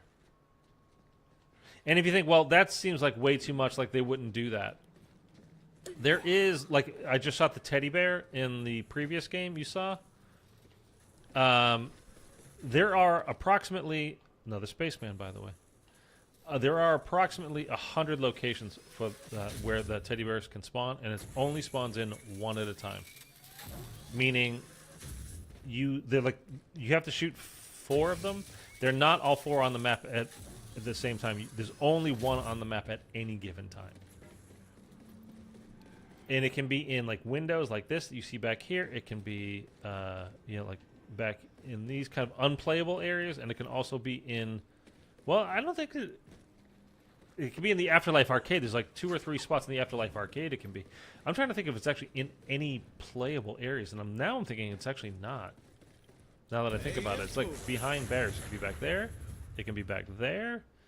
It can be like right through the door there. Tucked in behind a trash can. Like all these little spots. Like on a chair in the back. It can be up in these rafters, in the ceiling. Like, there's so many spots, and again, there's like 100, literally like 100 different locations. Well, yeah, it can be on the ladder, so technically it is in the playing space as well. You can be up there, one down there. I think you can be on the chair over there. There's so many spots. My whole point is, like, they have, like, in this game, there are some very long, like, that's kind of the related Easter egg. That's the Polaroid one is much easier. There are some, it's not even that involved. It's just super hard to, like, and time consuming to find kind of Easter eggs. Might also have to be playing as the Hoff for all we know. That's possible. See, I would think that before I would think with a specific weapon, like any day of the week. The specific weapon thing doesn't really jibe with me. It's possible, but I just don't think so. Now, playing as a specific character, the unlockable character in the game, that makes some sense. Definitely. Especially when then you consider, too, like if you do the Neil challenges, you hop on to, literally, Neil goes up into space somewhere and comes back down with Hoff, like carrying him. And then when it's time for him to go, Hoff climbs up on top of Neil and he takes off like a rocket, literally like a rocket, and disappears out into the sky. Like he's a spaceman or something. You know what I mean? Oh, yeah, now that's dope. By the way, have you guys, you must have seen it by now, right? Remember, I just picked up these glasses. So there was, for the longest time, there's going to be a Yeti eye Easter egg. You guys remember that? And there is. And you have to get glasses on round 1. This is when you're in Director's Cut, which we just picked up. Let me turn on the power here. Contrary to belief, though, I don't believe you actually need to be wearing them. Or yes, you do. Yes, you do. Yes, you do. That's why you had to get the glasses.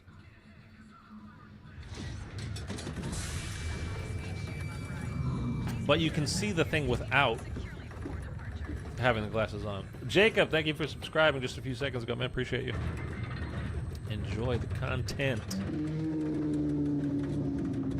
I love this game, by the way. IW is awesome.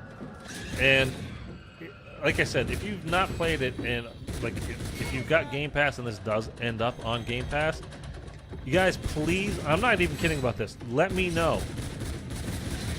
Because I will play this game with you. This game is so much fun. This Zombies is great. A great experience. Jeez, dude, we're gonna die.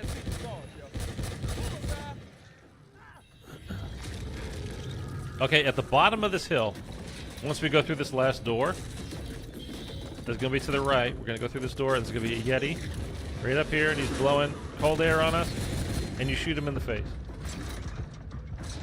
And that's the Yeti Eye Easter egg, and you get lobby music. That's the whole thing.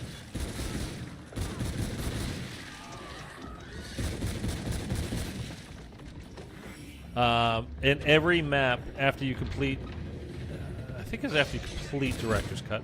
So once you have Director's Cut, and they're all first, you have to do all of them on first round. What the hell? So like on the next map, Raven the Redwoods, you got to get power on, and like underneath spawn, you know, it's where the power switch is. There's the zombie attached to the spinning wheel, and you have to hit him in the head with like 5 consecutive throws. You get like a bunch of points for it, and you get the, again, it's just lobby music as far as what I can remember. But yeah, there's just so many spaceman. There's balloons like everywhere in this game. And it just, I meant to ask when Lee was dropped into the chat. Honestly, he just surprised the hell out of me. I didn't expect him to pop in that day. See, again, bunch of balloons. So I've done it where I left, just like the spaceman holding the balloons. I did it so I leave all of them, only the 2 blue balloons. You got these spacemen. Do you shoot them in the face? Do you try to interact with them? What do you do? Is there anything to do? Like, is this even a thing? Don't know. You know what? I'm going to send him a tweet today. I'm going to directly address him, Lee Ross, meaning, and just ask. I don't expect he'll get back to me, but you never know. I didn't expect he'd ever come into the stream, you know, the chat, and check out the stream. But he's done it a couple of times because he's a nice dude. So, I think I've told you guys before, but like my ideal version of what would happen with Call of Duty Zombies is leave Kevin Drew and his team. They've got, you know, they're doing their stuff. They're doing the Dark Aether story. Let them do their Dark Aether story. I would then hire, again, remember, for me, it was like you've got Activision, and under them, like the 3 studios. You've got Treyarch, Infinity Ward, Sledgehammer. I would create 3 Zombies studios under the same, you know, umbrella, under Activision. Wouldn't even be related to Call of Duty necessarily. Although if you bought one, see, there's a teddy bear. You can barely see him. One of those guys spawns in on the map at any given time, and there's like I said, like 100 locations that it can possibly spawn. Again, balloons.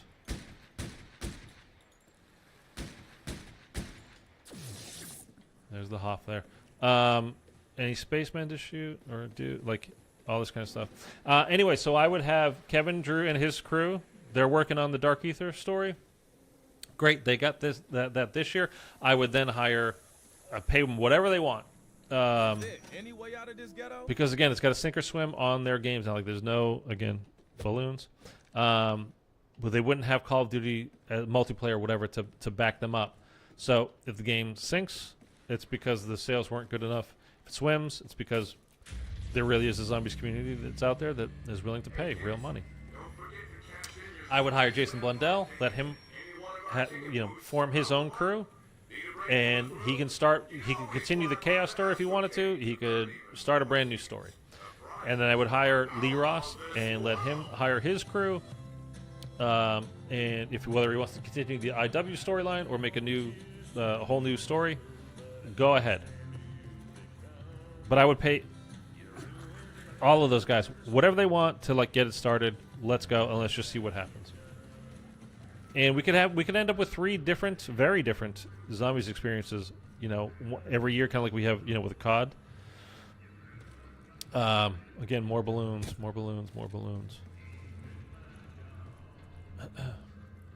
Honestly, IW is probably my number 1 game. Then BO3. I mean, for me, BO3 is number 1. IW though is. Honestly, it's my number. This is my most played map of all time. It's not even close. That's not my favorite map of all time, though. It is a top 3 for me. But it's my most played. I got a song in my heart and a rap in my soul. You guys know I put out stuff on my community page of my YouTube channel all the time. Like a lot of polls, all that kind of stuff. Hey, what do you think is the better wonder weapon? This one or that one or this one? You know. So somebody else today. I saw, like, I get the stuff on my homepage and in my feed all the time. And somebody put out a poll, another Zombies YouTuber, and like, hey, who had the best Super Easter egg reward? Was it Black Ops 3, where you get the RK5 as your reward? Was it IW Zombies, where you get a Perkaholic and 25 grand to start? Or was it, I don't even remember what the other one was. What the hell was the other one? Oh, Cold War, where you had like the upgrades. And you know what was winning the poll? BO3 with the RK5. That's a better super Easter egg reward than IW Zombies. Are you kidding me? You saw that one, Mark? It's not the YouTubers.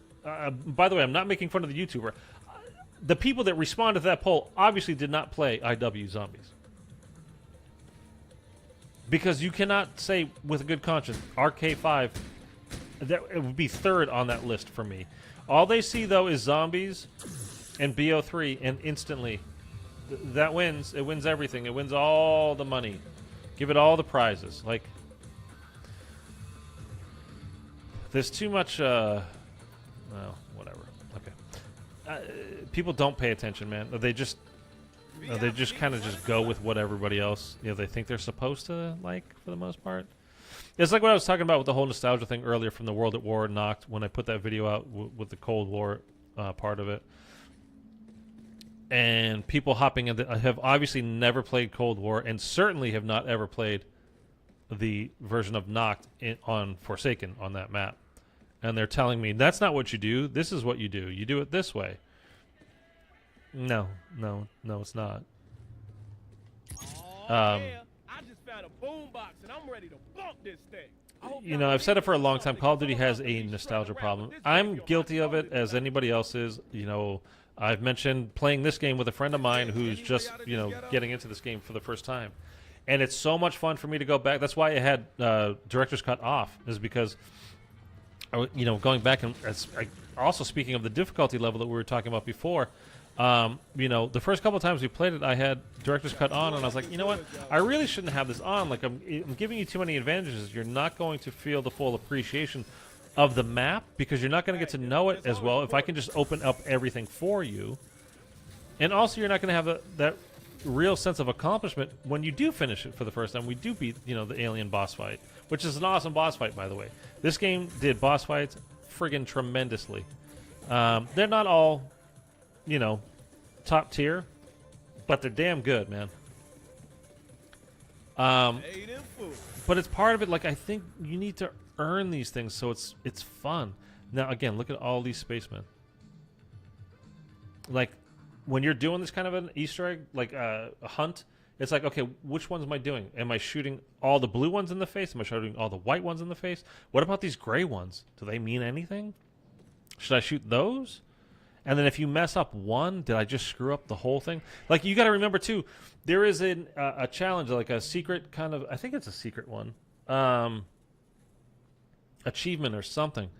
You have to play every single arcade game in this arcade. That doesn't mean play Robot Tank and Demon Attack. And then, no. You have to play all of them. Even this Robot Tank. You played that Robot Tank, you played this Robot Tank as well. You have to literally interact and play each and every single game that you can possibly play in this arcade to get this achievement done. It takes a long time to do that. It's very, very time consuming, and you'd be surprised. You're like, okay, well, that's easy enough. You just kind of go down the rows and do whatever. But when you get into this, like, it takes a long, like I said, a long time. You kind of forget, wait a minute. Maybe not necessarily when you're going right through here, but like when you got stuff in front of you and behind you, like, wait, like you come around here, like, did I do these ones already? Or did I just go around here? How was I doing it? Was I doing it like everything in front of me and then coming into the middle? And you forget, and it's just like, oh my God, if you do it wrong, it's devastating. But it takes a long, long time to finish. Not because it's hard, like, it's not challenging. You just go up to a cabinet and you interact with it. It's not that big a deal. It's you forget when you're in the middle of doing this, because you have to, like, again, you have to, well, I'll show you, like, you actually get on the thing. You're not just standing next to it and hitting the interact button. You're getting on it, and you're going. I can't even. Here we go. You know what I mean? Like, how do I quit? Oh, there we go. And if you're doing this, especially like I do it solo, you've got zombies. Like, they're hitting you. And that's why, like, you have to run away and you go to, wait a minute, which cabinet was I on? And then if you skip one of them, if you miss one, that's it. Oh, by the way, you also have to go to the Afterlife arcade and play all of those ones too. People really said the crappy Arcade 5 is better than Perkaholic, 25 grand. Yeah, I mean, it doesn't make any sense. This game has the best Super Easter egg board, and there's no way it's an option. It's just the truth. Yeah, I mean, I don't see how you could argue it, to be honest with you. And again, when you're in here, you can find a teddy bear down there if he's here. He can be behind this counter, and I think like right in front, like right over here. And you have to use the gun from this. So you will have to like turn and shoot here. I think it would be back here as well. But if you step too far away, you lose your gun. So you got to like get out here far enough that you can like shoot, like reach them. But you also have to be accurate enough to shoot them. Anyway. But yeah, you have to play all of these arcades as well. So like the whole thing, like, would that be an Easter egg? Like, would you have that many spacemen around the map? Like, would you really have to interact with that many of them? Yeah, maybe. Like, they didn't mess around with this one. There's, like, in-depth, like, really hard to find, really kind of difficult to complete Easter eggs in this game. Like, side Easter eggs and stuff, too. I got something for y'all. Found a robot's head. Anyone seen a headless robot around here? Oh, leave that silly little robot alone.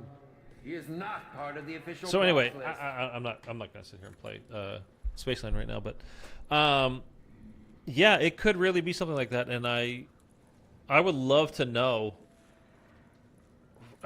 from Lee, like, is there actually something there, or I mean, I don't know if he would even say. I think, you know, these guys that created, like, I mean, the whole thing with Jason, like, you know, I'll tell you in 8 years. And he, you know, to his credit, he's not spilled the beans. And anytime he does give clues, they're really cryptic. You know, they make sense when you know, like, the solve and all that kind of stuff. But they're cryptic, and I think the people that kind of create this kind of stuff are all into the, let's see if they can figure this one out. And, like, I would never be good at it. I'd be like, oh, you guys, by the way, hey, you, like, before even the next map came up, like, there's, like, 3 ones that you missed. And let me just say, you want to go over to the slide. You know, I wouldn't be able to do it. I wouldn't be able to hold out. I would give up the ghost way too easy, man. I'd just be like, there's more there. There's more there. I want you guys to find it. But I think these guys just really enjoy the kind of, you know, that it's difficult to find, and it's in there somewhere if you want to look. If you find it, great. If you don't, oh well. But anyway,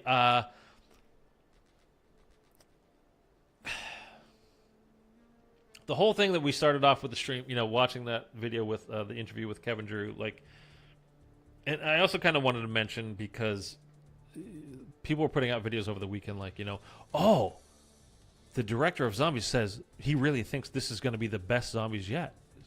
So it probably will be. I mean, I don't know if it's going to be great, good, bad, horrible, what, I don't know. But what's the director of the game supposed to say? Don't buy this one, guys. I think it's going to be crap. No, he's going to say we put a lot of hard work into it. And I'm sure they have. And I'm sure it will be good. But he's not going to say anything other than, yes, this is, I think, going to be the best version of Zombies that we've ever done. Why would he say anything different?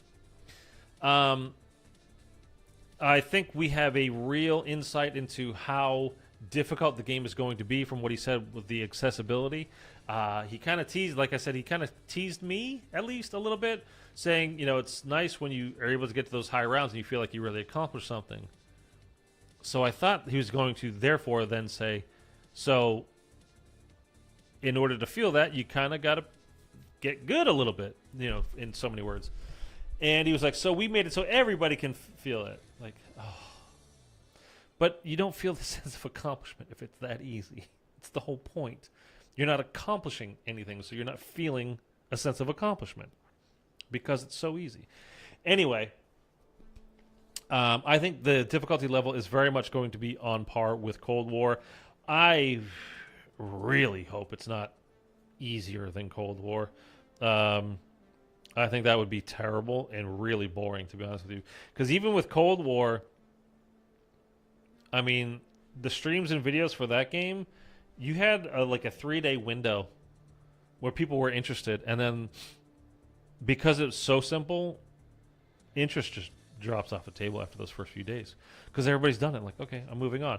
And then the hardcores would stick around to like find out what the side Easter eggs are. But 95% of the people are not into that kind of stuff. They're into the main quest. That's it. And once they can do it, they're gone. And it really becomes it's like Destiny 2 just had that big raid, that new raid. I think it's the final one for that game. I don't know. I'm not a Destiny player. But they go crazy for like 24 hours, maybe 48 hours to get it done. And then once they're done, people are super into it. And then they've done it. Like, okay, we did it. It's over. And Cold War had a lot of that going on. So, I'll always go back to BO3, the level of engagement of people watching streams, watching videos. And if you're like, well, you're just saying that because you're a YouTuber. No, I'm talking about that means there's genuine engagement in the community, the Zombies community, people interested in what's going on with the game. Because they're watching and they're trying to find out things. I think a level of difficulty is a good thing, not a bad thing. I think people genuinely, whether they know it or not, they want to feel that sense of accomplishment. They don't feel accomplished when it's just given to them. It's the everybody gets a trophy, BS that we've all heard so much about.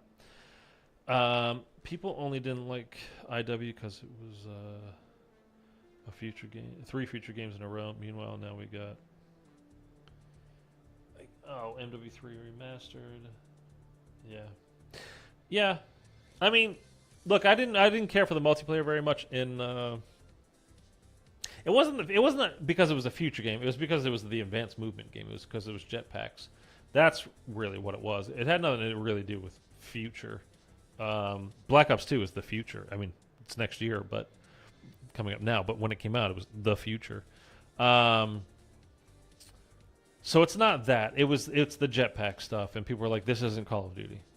Like, it was a fun little change for a couple of years there. And then again, BO3 really nailed it for the multiplayer stuff I'm talking about.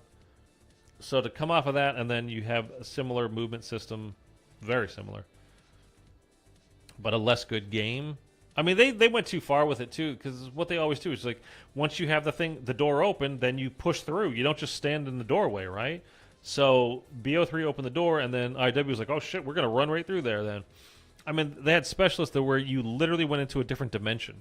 Like, you clicked your specialist button, you could not be shot. You were in a different dimension. You could see the map, but you couldn't see other players, so you didn't have like that advantage. Like, you couldn't kill them, but like you were literally in a different dimension. And then in BO3, when you used what's his name? Scepter, whatever that guy's name was called, where you could go invisible. Like, you went invisible, but it was like shimmery kind of invisible. Like, you could, if you were paying attention, you could see him coming a little bit, but you could also hear him because it gave off like a sizzle kind of a sound. And in IW, nope, you were completely invisible and it gave off no indication that you were there whatsoever. Like, they just took things too far. And they made it so, like, they designed it where the wall runs were higher than in BO3. So you couldn't jump any higher any faster, but you could get higher because of the way the maps were designed. You could literally get higher up on buildings and like jump higher off of the buildings and then like go further up. So they really, they accentuated the verticality of the game to such a degree that it was a little crazy, I think. I think it was the COD with the most trailer views ever. Yeah, it had the most dislikes of any video in YouTube history at the time, though that has since been way eclipsed. But, yeah, it had a ton of views. And that was back when you could actually see how many dislikes a video had. You can't see that stuff anymore on YouTube at all. By the way, if you have not dropped a like on this stream, go ahead and do that, because we're getting out of here right now. So, anyway, I will say, to be honest with you, this kind of, watching this interview, leading up to this, I've been saying to you guys, like, I'm super excited about this year, and I think it could be a great Zombies year. Hearing this kind of info, I actually think I'm less excited. Not less excited. Yeah, less excited. It's fair, I guess. I no longer think. Like I was, because in the past I was like, man, am I letting myself get really carried away? Because I'm like, I don't think it's going to be as good as BO3, but it could be really good. And I think what I'm expecting now is another Cold War, which isn't a bad thing per se. But it's not. It won't hit those like epic levels. Wouldn't even come close. Now the good thing is, like with Cold War, the grind was fun. Like you had the Ethereum crystal grind to upgrade all your stuff, which was, I think, genuinely that did feel rewarding and was engaging or was fun. And purely selfishly as a YouTuber or streamer, that gives me stuff to hop on and do in front of you guys like more. So that's great. And then there's also the camo grind, doing the dark matter or whatever they're going to call it, dark ether, dark whatever grind will be probably fun like it was in Cold War as well. I'm a sucker for the grinds. If they're fun, I am. But they're not always fun. And in Cold War, I genuinely will give them. Like I definitely had a good time grinding through. Like I said, going around. It got tedious a little bit, but going around 26 or 31, whatever, and then exfilling. Exfilling was one of the best things ever added to Zombies. I think one of the great new innovations that they added. Something that Cold War did that was great. I think genuinely great is exfilling. Because I hate getting to a point like we just did on this, because I was showing you something. I was like, okay, now I got to die, or I just quit the game, rather than, which sucks, because even if you did well, like you beat the Easter egg, and then okay, flipped around just to make sure it really took place, took hold, it latched on, it's registering, and then okay, let's just kill ourselves and then end the game. Like that sucks, man. Get on a helicopter and like fly away. Like that's great. Trek, it will be better than Vanguard. Well, I mean, it can't be worse than Vanguard. I mean, I don't think that's literally possible. What's up, Mitchell? We're on too early for you today, man.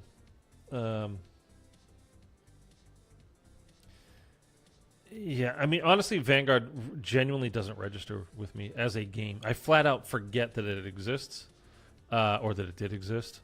And I am not the kind of person, like, when the new game comes out, I just break the disc or the old game and delete it, or, now everything's digital for me, at least. I don't do that. Like, I'm going to go back and play the old games. I deleted Vanguard immediately after that last, whatever it was, map that we did with the floaty boss guy, the big boss. It looks cool, but it was not a good boss fight. I was like, okay, well, that's done. Okay, I deleted the game from my. I have genuinely not even thought about re-downloading it, any way, shape, or form. It holds no interest to me whatsoever. Trust is broken. Treyarch are liars, just like the rest of them. How so? How are they liars like the rest of them? I mean, I'm not even disagreeing with you necessarily, but like about what? I don't know what they lied about.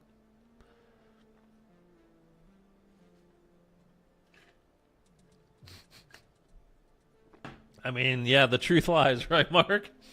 That is the tagline for BO6. So hey, fair enough. Yeah, this interview was enlightening, but it was enlightening, for me at least, in a disappointing way. I think, like I said, I had hoped.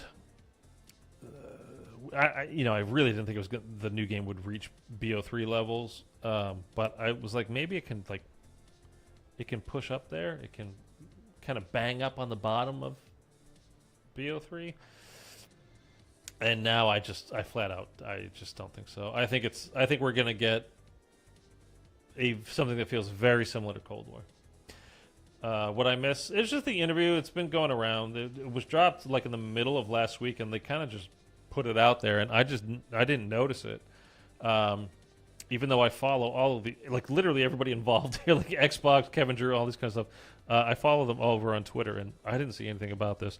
And the only reason I don't subscribe to the PlayStation YouTube channel or Xbox YouTube channel because they dump like 7-8 videos a day on their feeds, and it's clutter, and it's all these trailers for stuff that it's just games I've never heard of, and I have no interest in all that. Like they dump a ton of stuff. It's too much for me. So I don't follow them on YouTube. So I didn't even know that this interview was out there. And it's like it was a brief, like 15-minute interview, split between Gears of War devs and Kevin Drew, obviously who's the director of Zombies over at Treyarch, who was in charge of Cold War and is in charge of BO6. It made me more and less excited at the same time, if that makes sense. I mean, yeah, I'm definitely less excited. I got to be honest. I'm less excited than I was before seeing this. And all of that pretty much boils down to, like, I don't think this is going to be a very challenging game. I think it's going to be very Cold War-ish. They created Vanguard Zombies and MW3 Zombies. They also are responsible for gutting the series. Don't get me started on Outbreak. Well, if you know the story, BO3 was the last good Zombies? No. I mean, honestly, this is a genuine question. Why are you still playing or interested in Zombies at all then? Like, if it's been 8 years since there's been good Zombies, like, why do you keep sticking around then, Frine? I'm sorry. It's all Frine. I like the name, by the way. One, I think IW Zombies, which came out right after BO3, was great. I think BO4 Zombies was really good. There's a lot of things I don't like about it. I hate the perk system in it. Yeah, the blue screens, whatever. That's not like it was a massive issue at the beginning of the game. Can't deny it, and it really soured a lot of people. Other than that, I think it was a damn good game, and we got lots of content out of it too. Lots of maps, like 7 maps for the year. Like I'm pretty good with that. Outbreak, I think, was a good first attempt at a slightly different game mode. But it needed to be improved. As far as Vanguard Zombies goes, they were given Vanguard Zombies 5 months before the game came out, when they were literally in the middle of Cold War, and again, they were still making everything from their homes during the pandemic. Flat out, Vanguard was flat out just not their fault. They had no choice, and they were like, it was thrust upon them, and they were like, okay. So that was garbage. MW3, what we got at the beginning of the year was Treyarch, and I think that was the good part of it. There was tons of missions for us to do. The 3 acts of various missions. There was like 22 missions in Act 1, 15 and 11, or 15 and 12, like as Act 2, Act 3. And then their game is coming out this year, so they went and worked on their game. Like, nothing about that was surprising. It was just the handoff. Nobody picked up the ball. Treyarch got them started, and then nobody was there to pick up the ball and run with it. That wasn't Treyarch's fault either. It's whether it's Activision's or whoever's, I don't know. Like, who was supposed to be in charge and like, hey, like, this is what's happening. There was bad communication. Also, when that happened, and again, you can take that as, you know, whatever. It really kind of doesn't matter, I guess, in the end, like whose fault it was. But saying that you don't believe in Treyarch because of this, and like, again, you can't. I don't think you can put Vanguard on them at all. And the only good parts of Modern Warfare 3 Zombies is because of what Treyarch started. There was no way they were going to see that from beginning to end because, again, their game comes out this year. They have to go work on their game. It got passed over to High Moon Studios, which is a small studio, which the same week that they got put in charge of MW Zombies, they had half their studio laid off, which again was already a small studio. And then they were like, okay, and now you want us to do what? Remember, Xbox laid off like 1,800 people from the Activision umbrella.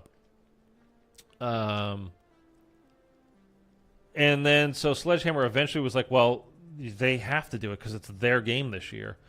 And I will agree with you, like, since that opening, it's been straight downhill. But at the beginning, it was a lot of fun. So that's a Call of Duty problem for sure. I just don't think it's a Treyarch problem. And then in the end, for the consumer, it doesn't really matter. But I mean, I wouldn't be calling them. I wouldn't personally call them liars and whatever. I mean, I don't know. I'm old, so I prefer the OG experience. Easter eggs, in my opinion, destroyed the vibe. Easter eggs destroyed the vibe. So you haven't liked zombies since World at War. So you just want to get on the map and survive. Like, you don't care about any of the other stuff. I mean, if you haven't liked zombies since World at War, dude, I don't know. I mean, I appreciate you checking out this stream today, but okay. I mean, yeah, look, people are into what they're into, but I mean, if you haven't been into a game since in 15 years, I mean, I don't think it's going back to World at War, man. I don't see it happening. I mean, you can get on any of these maps and just, you can get on D Machine and just try to survive. You don't have to do the Easter egg. But I don't know, whatever. World of War even had a ray gun Easter egg in the campaign, yeah. I mean, Noct had the radio. That was the only quote unquote Easter egg on that map that you could do was like turn on the radio and change the channel by knifing it. Not really an Easter egg. Excuse me. Oh, stupid thing. It doesn't matter. All right. Anyway.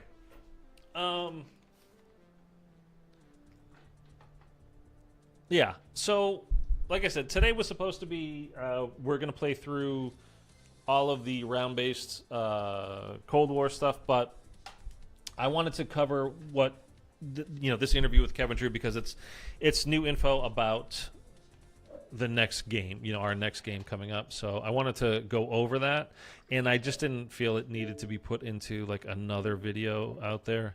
There's plenty of people making videos on it, and I just wanted to cover it with you guys. And like I said, just kind of discuss as far as what it leads us to believe is going to happen. For me, unfortunately, it lowered my expectations of what I think is what we're gonna get, and I'm not crazy about that. I'm not really happy about that. I'm doing D Machine Easter egg right now. There you go. What's up, Ginger? You do the Easter egg 10 times. What's left but to survive? I mean, it's up to you, man. However you like to play. I mean, for me personally, I love doing Easter eggs. That's what I like doing. The high round stuff for me is just it's just boring and repetitive. But there are plenty of people again would say, well, doing the Easter egg is you're doing the same thing over and over and over again. You're doing the same Easter egg. The Easter egg doesn't change. Fair enough. It's just what I enjoy doing. I like having an end to the thing. This is it's like a movie, right? You got the start, middle, end. There's your story. Done. That's what I enjoy doing. But like I said, people are into... I mean, high rounds is probably really right now, if you're watching streamers, they do better than people doing Easter eggs. I mean, that seems to be... Speedruns and high rounds are kind of, the only things going around right now. Core mechanics are lacking. We want more zombies, crazier animations, new powers, accuracy-based challenges and such. I mean, I don't necessarily know who we is in that sentence, but... I've said it a million times, the zombies community... Well, as I was just saying, there's the high rounders, there's speedrunners, there's Easter eggs, there's Easter eggers, however you want to say it. There's the people that have been around forever. There's the newbies that are coming in. There are people that think Cold War is super difficult, and it's like the ultimate version of zombies. There's people that, I want to go back to 4 perks only. People are like, why would you ever go back to 4 perks when you can buy all the perks in Cold War? That's obviously the best way to do it, because you can have all the perks, so it's better. I'm not one of those people, by the way. I think IW did the perk system best, where you can buy 5, and you can also go back to the perk machine and remove a perk when you want to, and then switch it out and go get a different one. Because just where you happen to be in your gameplay at that time, one perk might be better than having a different perk. We is me. Okay, are we all right? What's going on? Okay. Did we have a little bit of a an issue there?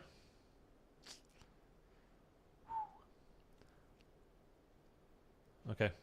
I don't know what just happened there. See, by the way, it was showing me that, like, hey, we're getting no data, but then I just checked my internet. My internet's actually running pretty great at the moment. So it freaked me out. I hate it when something happens. But that actually leads me to something. Mr. Raffle Waffles made a video a few weeks back about it. That, you know, this game mode, this Black Ops 6 is going to be an online all the time game mode. So if you want to play zombies, even solo, whatever, you're not doing it offline. It has to be online. And part of the problem with BO4, the blue screens, was that was an online, having to be online issue. And it's happened to me a bunch of times in MW3 Zombies, which is the same kind of a thing, because you have to be online to play that. You cannot play. That is a multiplayer game mode. There's 24 people in in all the lobbies. It is an online game mode. And if your connection blips for a minute, like what just happened here, my internet is like, but I see something, hey, there's an issue. I go and check my internet. No, my internet's fine. So there was literally like a problem that lasted for a split second to a couple of seconds, maybe. And rather than just getting a bit of lag or something freezes for a bit and then catches up, you know, a couple of seconds later, if you're in Modern Warfare Zombies or in BO6 Zombies, your game would just drop. Or put it in BO4 terms, you would have got that blue screen. And your game would have been over. And, you know, in BO4, a lot of those games, especially when you're trying to do things for the first time, you're in those maps for 3-4 hours. You know, when your game crashes at that point, plus if you used elixirs or whatever, and if you if you lost that kind of stuff, like that's a tough one to take, man. And I'm really nervous about BO6 being an online only. Like, that's my biggest concern. Like, forget it being easy. I'm not crazy about that, but whatever. At least Cold War was fun. I'm really not crazy about my game just crashing like Modern Warfare 3 has happened many times. And I have pretty gosh darn good internet. But, like as Eric just said there, it dropped for 2 seconds and it's all good now.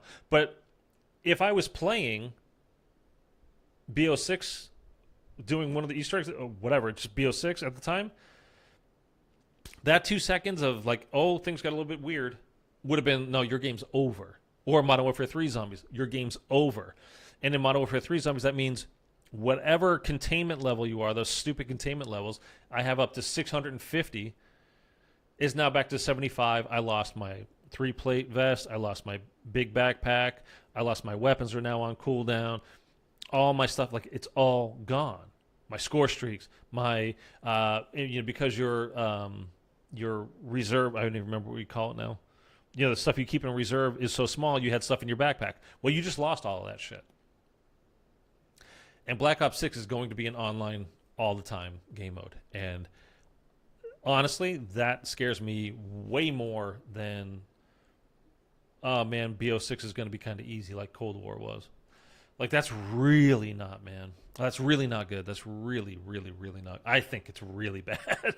Like, I'm genuinely, there's going to be issues, man. There's going to be raging issues this year. I guarantee you. If they don't change that, and I don't think they're going to, so that also means no pausing. Not necessarily.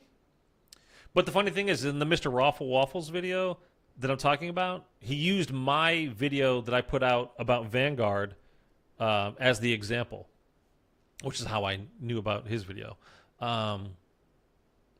If you guys remember, in Vanguard, you could not pause that game. And eventually they were like, well, yeah, you can now. You can pause it. But you weren't pausing the game. You weren't stopping the game at a certain point and just holding it there for a minute. You were lagging the game.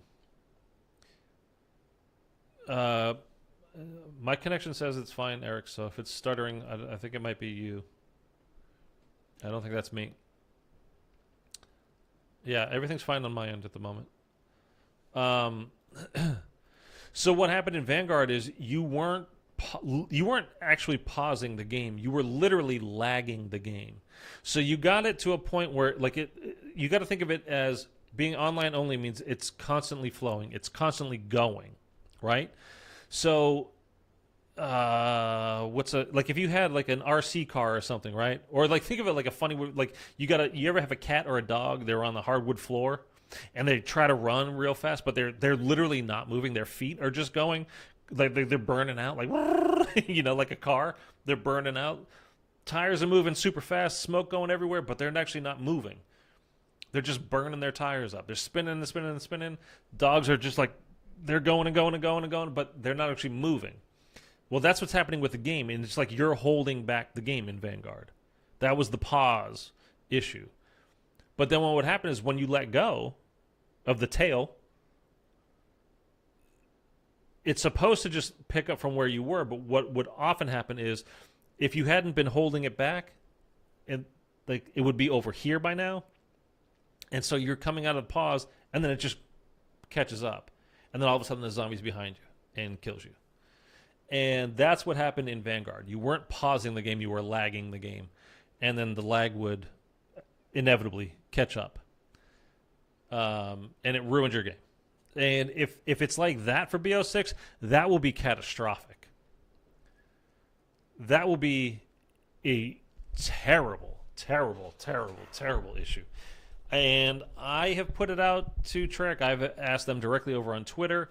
I got no response, and I know other people have asked as well. And as far as I know, nobody's gotten a response yet back from them saying, like, hey, are we going to even be able to pause this game? And as far as I know, like I said, there's been no confirmation of that yet, which that is genuinely scary. Skur Ritual is great. OG Zombies Vibe. Yes, I agree. Skur Ritual is very fun. And there's a new map coming real soon. This month at some point, but I don't know when. But I'm looking forward to it. Sucks for HR guys if they want to pause for... Oh, high round guys, you mean? Yeah, if they want to pause, come back to a crash. That's the thing. Those really high round... Like, if you can't get up to take a piss...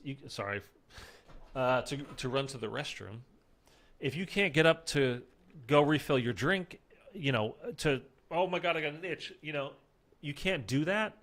High rounds are gone. You're not going to be doing high rounds. And as a solo player, I can't tell somebody, hey, just hold this zombie for a minute while I go run to the restroom or while I go refill my iced coffee or whatever. If you can't pause, that's going to be a massive problem. And I don't know that you're going to be able to. I mean, the difference between Modern Warfare Zombies and BO6 is that is Modern Warfare Zombies is a multiplayer experience. So you've literally got 23 other people that are all on the same server at the same time. In BO6, if you're playing a solo game, it's just you playing that particular game. But, I'm obviously not a tech guy, so I don't know exactly how that's going to work. But, yeah, Vanguard was a nightmare with that. Yes, my brain did lose its grammar.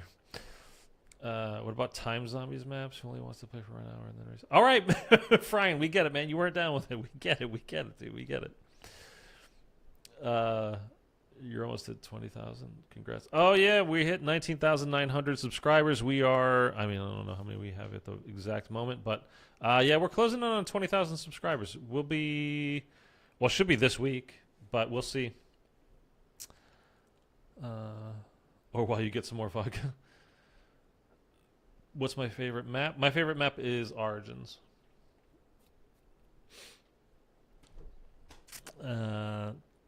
Yeah, I love Origins. It's been a very long time since I've played it on stream. I honestly don't remember the last time I streamed it.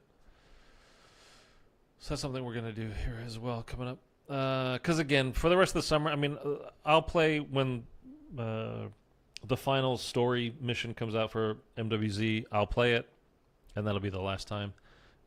Probably not gonna play it until that comes out again either. So it's going to be playing all the older games basically from here on out. And again, like if you guys are here and you want to play, I'm not going to just make it specifically like, hey, this is subscriber gameplay day or whatever, but if there's enough people that show up or here that want to play, you know, hop into lobbies, like we can do that. But I'm not gonna like be like that's what we're doing just because you never know. Like I can't. Most of you guys just come here to kind of like watch the streamer do the streaming stuff, or again just to have it in the background to kill some time. Not to take part and participate in the thing, so I get it. Origins is okay, the mud is infuriating. Yeah. I mean, if you get stamina up, it's not bad. Do you guys, like... I put a thing out last night, too, by the way. On the community page of my channel. Let me see what it's at right now. I just said, you know, is Zombies Chronicles 2 going to be better than Zombies Chronicles 1? Is that even possible? Implying that it's been announced like that Zombies Chronicles is... we're at 19,909 subscribers right now, by the way. 81 more to go. 91 more to go. Math is hard. Implying basically that Zombies Chronicles 2 maybe has been announced. And I put out a picture of like a Zombies Chronicles 2 like poster kind of a thing. It's complete BS. Like it's not been announced, and I don't think there's going to be a Zombies Chronicles 2. But it's just kind of funny to get people's response of being like, "What? Zombies Chronicles 2? When is that? I didn't hear anything about it." I was like, "No, it's because it's not real." You know. You don't want to play the new unstable rifts that are almost impossible to do solo without stealing someone? Yeah.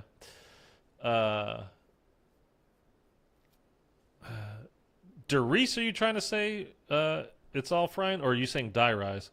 Because Derice was remade. It's called The Giant on BO3. Math wasn't mathing there, was it? No, it was not. That's why I play zombies. I ain't got to do no math, man. Although, actually, in W Zombies there, you got to do something if you're doing the chemical step. Holy balls on Attack of the Radioactive thing. That's the one thing, man, and it's the one real complaint, one genuine complaint about IW Zombies that I like, okay, I agree with you. There are too many steps where you have to go outside of the map to get your answer. Whether it's doing the chemical step where you literally have to sit here with a pad of paper and a calculator and you have to take picture like screenshots of stuff, like it's too much. And then on Shaolin with the symbols that like you have to translate, you know, on top of the roof, and you got to shoot the symbols to spell the word. You got to do Morse code, like anything that kind of takes you out of that, out of the game itself. I'm not crazy about at all. So that's one criticism about IW Zombies that I 100% be like, yeah, you know what? Like, I'm not even going to defend it. I still love IW Zombies. I genuinely still do. But yeah, I wouldn't defend like those kinds of steps. Like, yeah, I get it.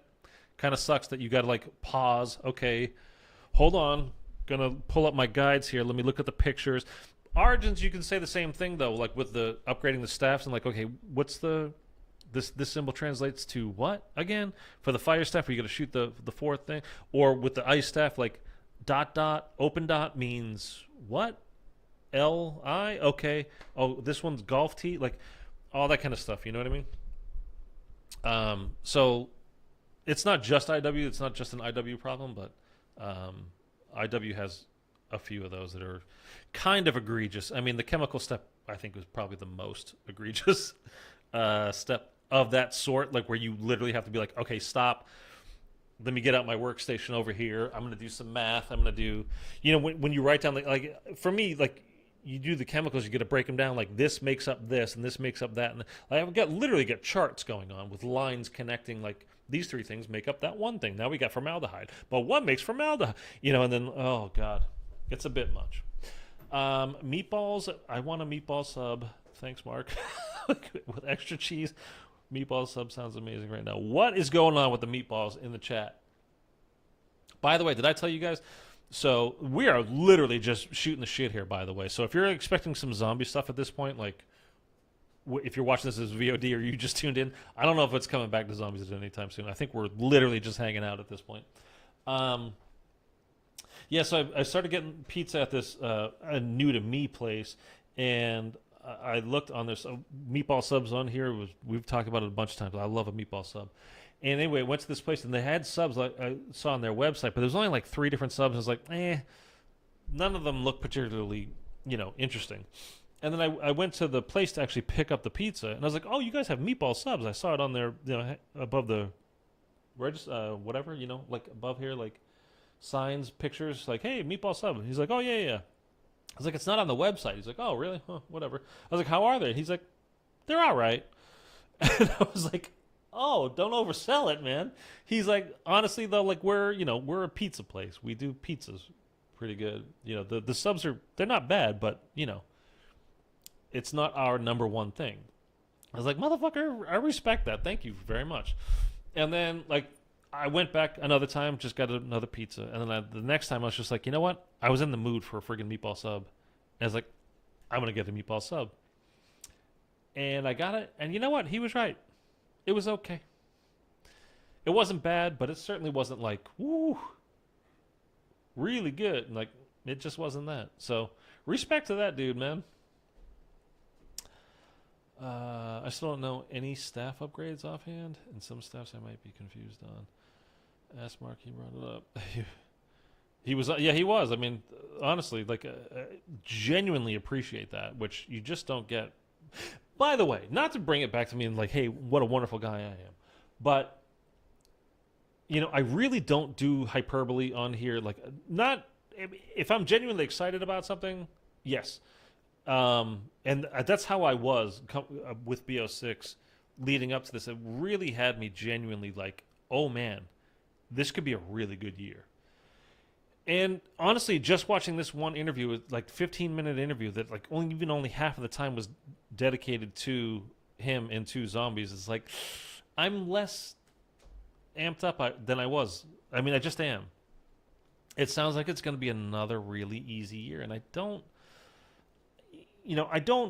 think we need to go to Revelations again with the bone step and just some random crap outside of the playable area that you have to shoot some of those, like the one in the church at Spawn, like how does anybody even see that? Like that kind of a step is stupid. When we're talking about like the chemical step on Attack of the Radioactive Thing in IW being like, oof, dude, come on. Revelations, at least, with IW, with that one, it's in the map and it's showing you like this is the formula and here are these chemical boards all over the map. You're gonna have to figure this out. With Revelations, it was just like no idea what to do next, and they were stuck for 9 days. 9 days doing that.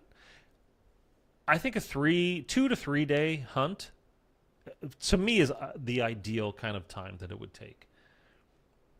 A 2 to 3 hour hunt is not really a hunt. It's just it's a race. It's not a hunt. And it's going to be, because as much as we like it or not, being first in the world and whatever, like, these people that they create these little super teams, these little all-star groups of 4, and they just go in and plus, well, I don't want to get into any kind of conspiratorial talking, but I think it makes it less fun. For the community, I think it makes it less fun. Even with Revelations, again, I think that step was stupid. But people were digging it, man. Like the community, again, that they're trying to get involved, were involved. People were like, "What is going on?" Like, why is this so hard to solve? What could it possibly be? People were into it. Whatever. When Switters turns on memberships, we need a meatball emoji. Fair enough. Yeah. You gonna play the new Elder Ring DLC? I've never played the game, Mitchell. No, but Eric would love to talk to you about it. The Bone Step Fall flashbacks. I mean, you're not kidding, man. I know you talk about Elder Ring so much. Eric would love to have a discussion with you. I guarantee you. Eric would love. He loves talking about that game.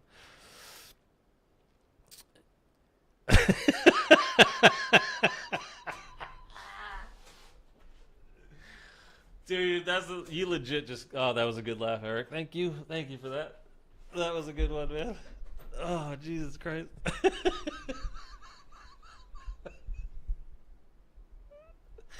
Oh shit, you made me laugh, man. Have you done the katana steps on Revelations? Yeah, I've done it in the past, years ago at this point. And for Shaolin. Let's keep the IW love going. Got the katana on that one too. Oh, God. Treyarch definitely didn't give anyone hints for the bone step. I mean, they didn't give him hints while it was happening, and they didn't give him hints in-game either. Like, that was one of those totally random steps that it doesn't work for me. I think it's a bad step. Anyway, 9-day hunt for such a simple step sucked. And they made you use the Apothecary Servant to shoot the rocks in the sky with a horrible aim on it.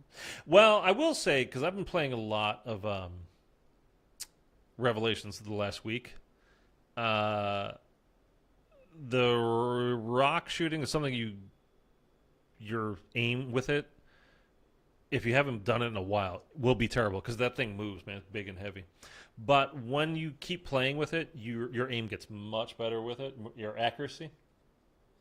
And shooting things from far away. You ever watch speedrunners do that? And you're like, because I was, doing it, and like you could see there's be like a close blue rock, and then there's like another blue rock like way over there. You're supposed to shoot from like mob, right? But you're at spawn or something. You're like, oh, I guess it just the shot doesn't make it that far over there. No, it does. It keeps going forever. It's just like you have to hit such a tiny little spot floating in the sky in the middle of nothing. And it's not an accurate weapon. But you do get way more used to it, and not to to shoot that far away, like that takes a lot of time and practice. But to get like the rocks like from spawn, like shooting the one in spawn, or from DE and shooting the one above DE, like you get much better at it. Just you get the feel of it much better once you're playing with it on a regular basis. But dude, the bone step was just so dumb in Revelations. It really was like genuinely like stupid.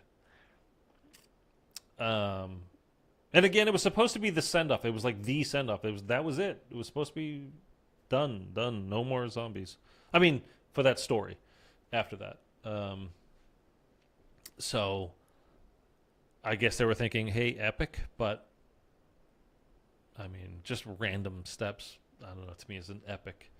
And dragging out the time artificially. It's just, again, it's one of those things that's super hard to do, to make logic-based steps that are disguised well enough that they're not solved immediately, like in Cold War. It's really hard to do, in fairness. But like the two ends of the spectrum is, Revelations over here being just dumb out of the blue, like what? And over here being Cold War, hey, I bet you that key that you just found will work in those barracks right over there in them lockers. Like, okay, that's not a clue. That's just literally go over there and put the key in. Like, that's telling you, go do this. 248 shots to get the rock was my last attempt. I aim high with it.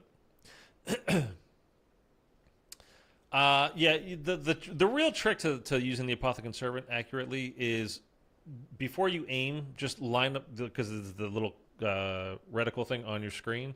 Line it up. To me, I go a little bit low because you end up shooting a little bit high. But yeah, put it like if this is the rock, put the reticle like down low, and then as soon as you aim in, shoot immediately. Don't wait. Don't keep trying to line it up. Just shoot.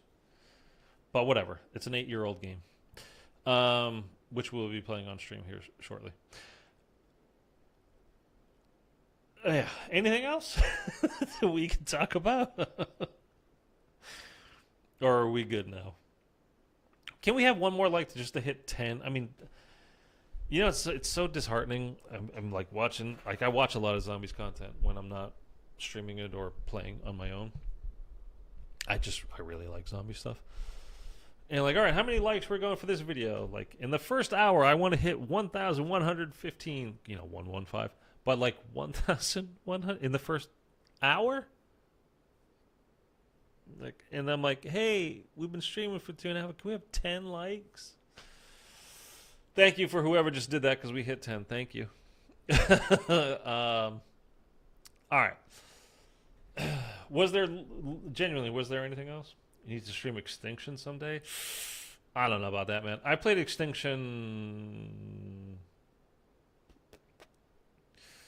I'm trying to genuinely think, did I play it more than once? And I don't think I did. So, in that sense, I've not given it a fair shot. At the same time, I was like, I don't really care for this mode.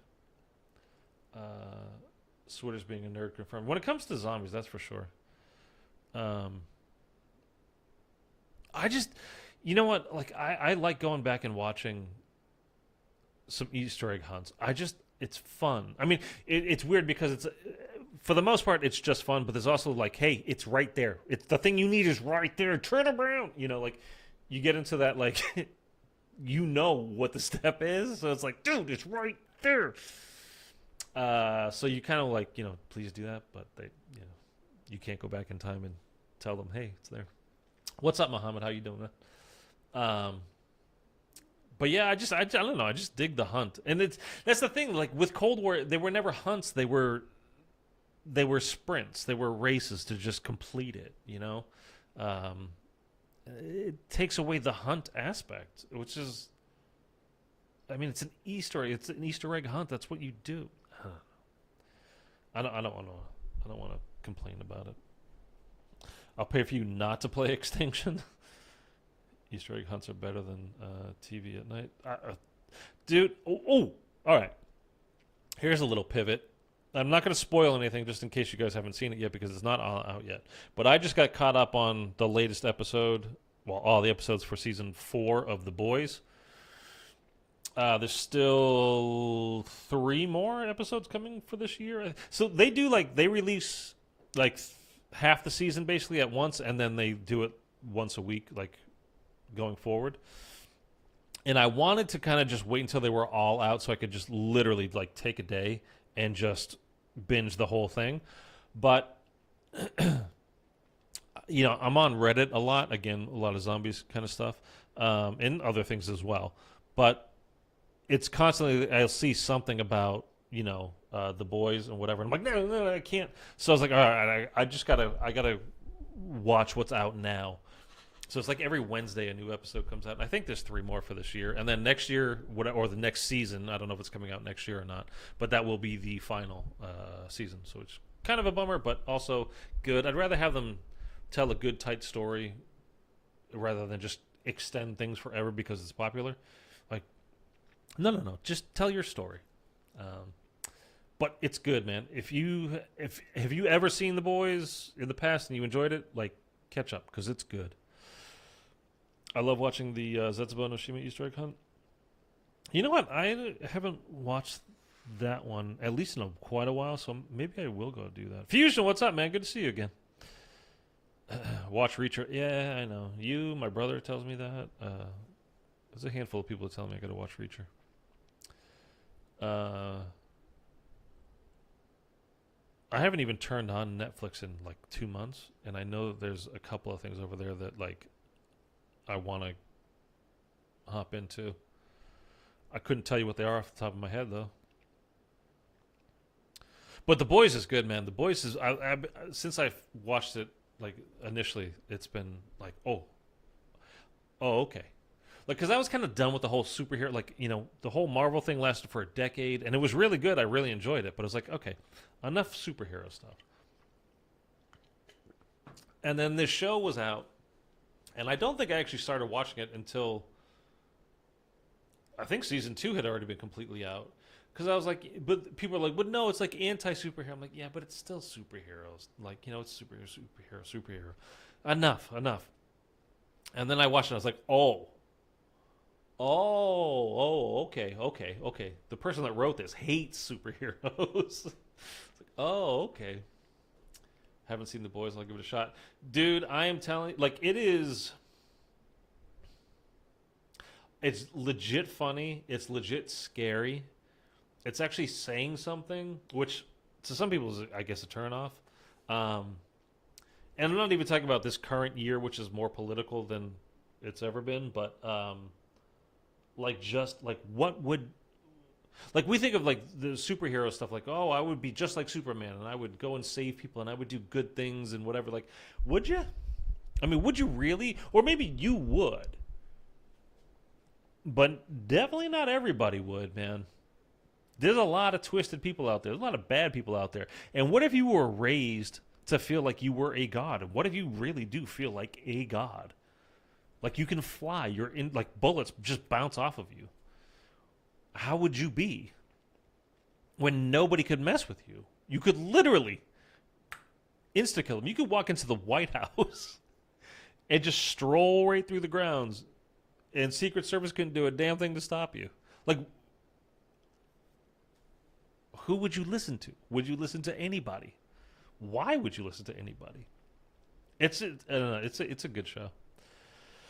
The reactions when they use anywhere but here is the best, and when some of them learn they need it, and being most of the way done but need it. Yeah, that's something. So, by the way, these are things to keep in mind. Let's bring it back a little bit to zombies. That gum can ruin a game. I think it's one of the better gums because it's not, like, it doesn't make you OP. It's not setting you up like, you know, the three most broken ones, of course, are Perkaholic, Raindrops, and Shopping Free, right? For BO3. I mean, we're talking about BO3's gobblegums here at the moment. If you watch BO4 speedruns and you're watching, like, people using mega elixirs, because at least with BO3 you had to spin and get them. With BO4, it was just the elixirs and it was on a cooldown. And there were things you could put on to reduce cooldown time. If you watch mega elixir speedruns in BO4, it is literally you're watching somebody just consume raindrops over and over and over and over and over and over. That is the entire Easter egg. Like, obviously they're doing the steps as they go, but like all you can see and focus on, it's nonstop. Just elixir, raindrops. It's like, but anyway, yeah, like, you know, ABH, though, I think is good because it gets you out of one jam. Like, you're in trouble, you're being surrounded, and you just press up on your D-pad, and then, oh, okay, you if you do it in time, you can live and you get teleported to somewhere else on the map. But you're not like, okay, now everything's fine. You know, zombies are going to still spawn on you and come to get you. But it gets you out of that momentary lapse of whatever, or if you just got yourself into trouble, because, you know, you get yourself into trouble sometimes. So I'm totally fine with those kinds of Easter eggs. I mean, those kinds of gobblegums, like the Perkaholics, you know, when you can just pop a Perkaholic and a Raindrops and, you know, Shopping Free. By round 3, you have the entire map opened up. You've got like 10, 15 grand in points.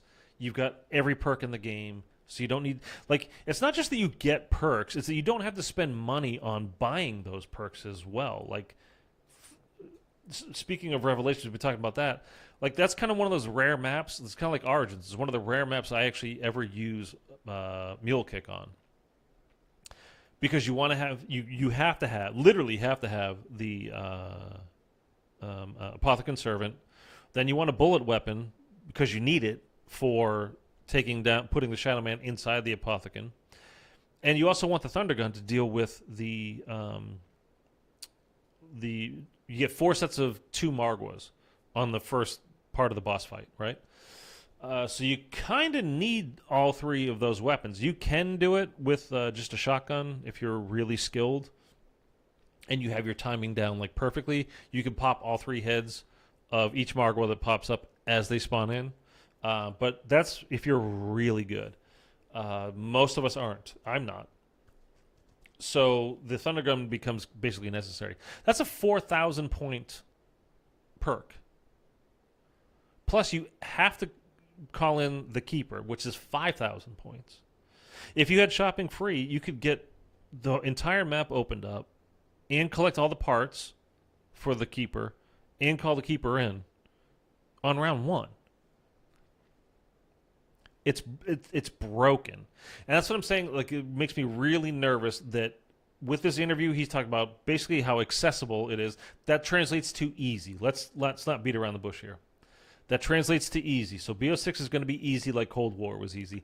Plus, there's probably still going to be the field upgrades. And I would assume pretty much everything that was in Cold War is going to be in BO6. And I think that means no perk limit.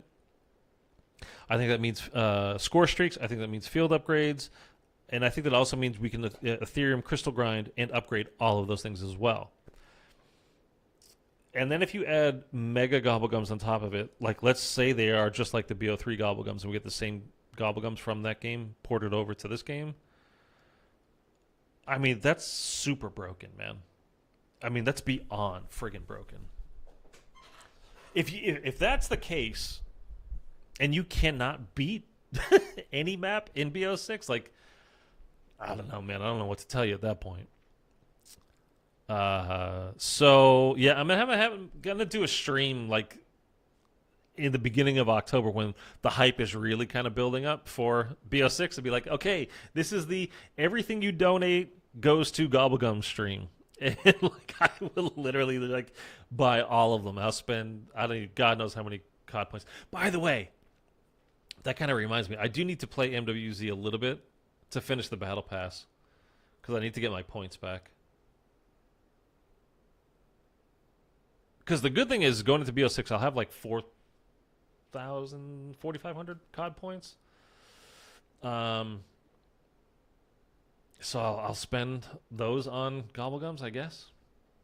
And then maybe the first match we could do it solo. Maybe if we can get some megas.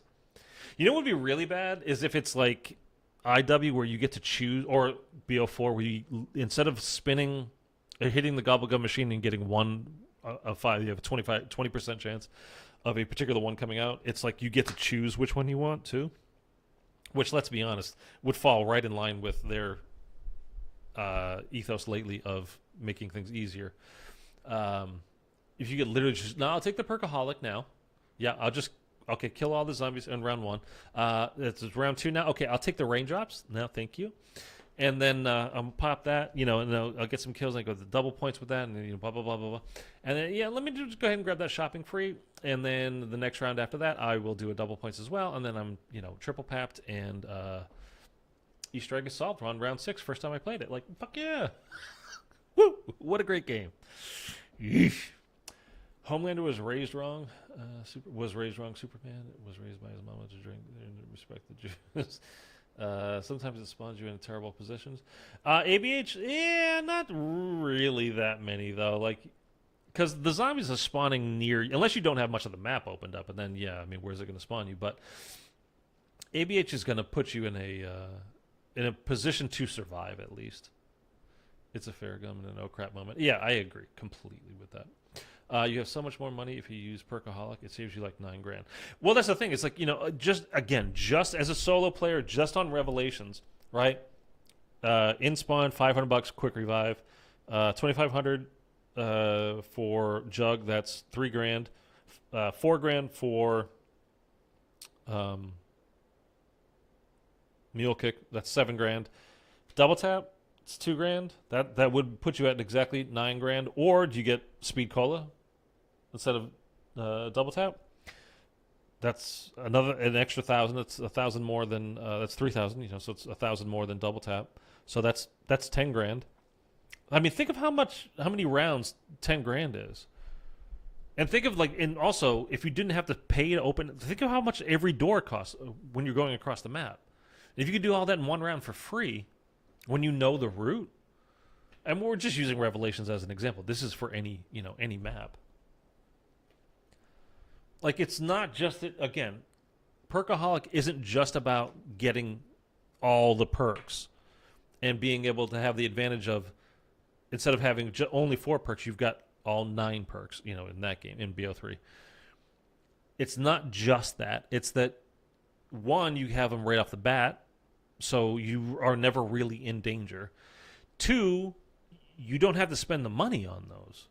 So instead of like incrementally opening up the map bit by bit by bit as you earn a few more points here and there, and now you move into the next room, and now you move into the next room, and now, like in that one, okay, now we got this corruption generator done at least, a DE, and let's push through into Kino. Well, we just paid for the door in Kino, now we got to wait before we can, or you can take the jump pad over to Varuk, but you can't open the gate in Varuk to go do the next corruption generator. So you're down there waiting. You got to get some kills, down here. Okay.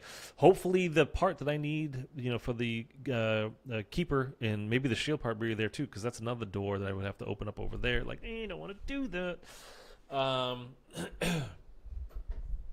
It's a ton. It's not just getting the perks instantly. It's not just getting the extra perks. It's also the money that you don't have to spend on those perks that you would normally spend, like, opening up the map and doing whatever else. So you can literally be completely set and good to go by round 3 with Mega Gobblegums, whereas a person that's not using Mega Gobblegums, it will take you probably till round 10 to get... Not even... You probably honestly wouldn't even have that many... you won't, as a matter of fact, have as many points as the person does with the megas on round 3. But you'll have your 4 perks and you can have the map open. But you do not have the points. And that's just, we're talking about one Gobblegum there. One Mega Gobblegum. If you include the other ones in, forget it. I want upgradable drops. Like a super nuke? Like, I mean, you kind of have that with, what's it called? Not time slip, but what's the one you took that extended the amount of time that the drop effect lasted? Temporal Gift. Which was way better in BO4 than it was in BO3, because in BO4, again, you had your 4 elixirs that you could use at any time. So... you knew, like, when you spawned into Voyage of Despair, within the first 3 rounds, probably you were going to get that double points drop. So you'd get to the end of that round, you have the double points there, and you flip around, and then you pop your temporal, and then, go crazy on the next. Hopefully you can clear 2 rounds. You do, like, speed run the next couple of rounds, trying to get as many points as you want. In BO3, it's like you had to get lucky to get the drop. The Gobblegum dropped out of the machine for you that time. Okay, great. Now... when you got to wait until you actually get the double points, and then you pop the gum, then you go ahead and do that. Like, okay. So it wasn't that it wasn't good in BO3, it was just way less good than it was compared to BO4. They should make a meatball shooting wonder weapon. With the transparent tube there. All right. I think we've fully devolved. The interview that we watched was we spent a half hour on that, and we are almost at a 3-hour stream now. We've literally just been chatting here for 2.5 hours. Like, double points gives you double salvage, or a nuke gives you all the correct points from getting it, or max ammo filling up whatever needs you have. Max ammo does do that. And in, like, BO3, it refills your shield blasts, too. This is the thing. It's like, back in Cold War when we were going into, like, the last map, it was like, ooh, I hope they really give us double tap 2.0 again. Like, woohoo. Like, no. Man. We don't need to be any more powerful in that game. We are already powerful. It's kind of like the MWZ is like the complete opposite of Cold War. They're like, oh, man, this thing is really kind of broken. It's very good. Let's nerf the hell out of it because people are enjoying the game and, completing things. We don't want that. And Cold War is like, everybody can win. Everybody wins. Here's your trophy. Here's your trophy. Here's your trophy. Everybody wins. Like complete opposites. But we don't need more powerful stuff in Cold War. Or like BO6, Man, with the gobblegums, the gobblegums are honestly making me. The more I think about it, I'm not seeing any benefits to it whatsoever. I don't. If you put gobblegums into Cold War, would that game be better or worse? And I think it would be much worse. Much worse. I didn't want double tap because I think double tap would have made you way too powerful in that game. Imagine mega gobblegums. And they probably will bring back double tap for this game, I betcha. Because they feel like they've got to do something new every time. And I don't think that's the case, by the way. For me, it doesn't have to change. It doesn't have to...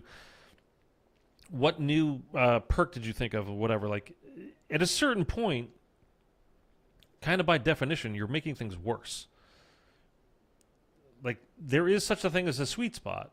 And the good thing, I guess, at this point is you could just go, yeah, but it's the nostalgia version of it. Like, and sell that.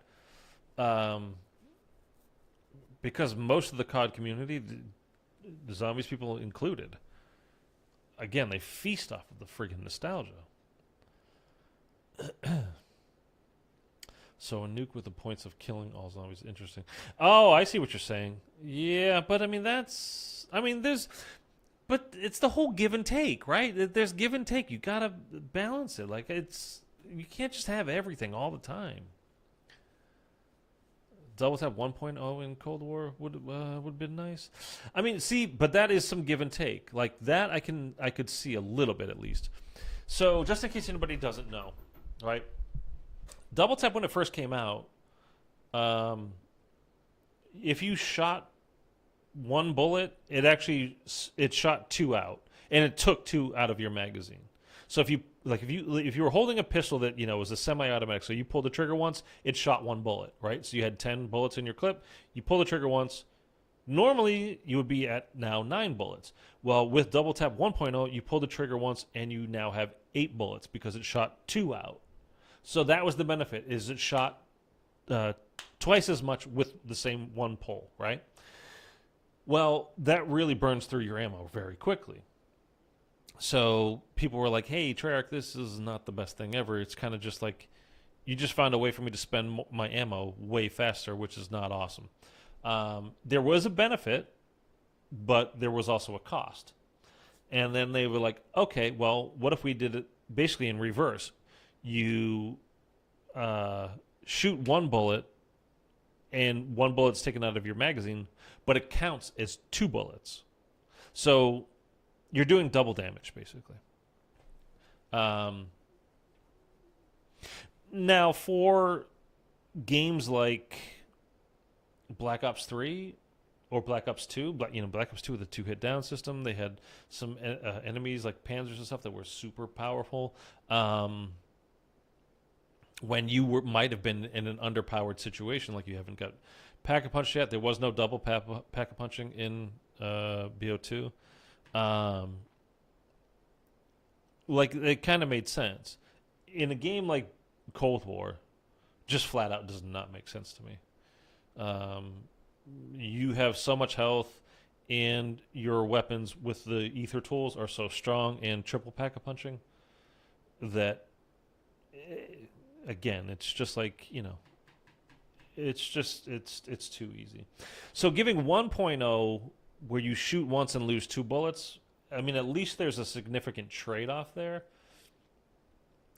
But at the same time, I mean, you guys remember they put in Mule Kick, which basically turned round-based into like Outbreak, insofar as the zombies could drop and would definitely drop you ammo when you have that equipped, so you wouldn't run out. Plus, in Cold War, they had the weapon ammo caches all around the map, so you could actually just go and spend money and refill. You didn't have to worry about ever really running out of ammo. Perk drops instead of perka might be cool too. Oh, again, I don't think we need free perks. I think it's too much free, too much. Elemental Pop was a goof perk idea, a good perk idea. Yeah, I mean, but that's also one of those that did actually have its trade-offs. Like, brain rot would go off when you didn't want it to, and you are now flipping around when you didn't want to flip around. Happened to me and a friend of mine a couple weeks ago. Like, I was running him through Mauer der Toten for his first time ever. And, you need brain rot on your gun to get Klaus's hands. And we're getting towards the end of another round. I'm like, okay, hold the last zombie. And he killed an extra zombie, and it turned. And, we flipped around. And now it's, like, things can get away from you like that. It's not his fault. It's just, that's what happens when you have that. Like, I was using, I double papped the other day, again, playing through Revelations.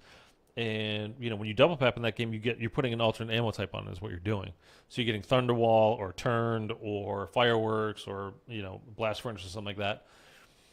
And as great as Fireworks is, like, it'll take out a whole horde by killing one zombie. But it took out the whole horde, and now I flipped around, and I really didn't want to flip around. I'm like, but you can't go back into the machine and take it off. I think that the ability to go in and take something off, like IW's perks, or in Cold War you couldn't take it off, but you could go and change your AAT. You couldn't actually just take one off, though, could you? I don't remember that. Could you go into the perk pack-a-punch machine and just take dead wire off? And I don't think you could, right? Deadshot went from a terrible perk to one of the best. In Cold War, definitely, Deadshot was a great perk, especially when you're camo grinding. But yeah, just in general, too, because you insta-locked onto people's heads, the zombies' heads, and you did a lot more damage with headshots. Deadwire getting you stuck in a corner. Deadwire kind of sucked as far as that goes, yeah. 100% his fault. You should have taken off turned. Yeah, that sucks. No, not his fault. He's playing through it his first time. And again, can you actually take off the AAT, or did you have to switch it to something else? I don't think you could just take it off. Although I don't remember. I don't think you could.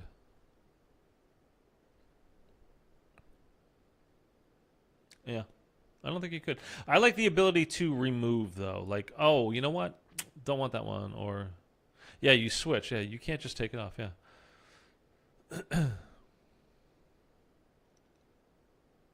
Yeah. I mean, I think that's honestly, like, it seems so simple, but, like, why wouldn't you be able to do it? Like, with the perk system, like, why wouldn't you be able to? I mean, I guess you're drinking a perk and then it's in you.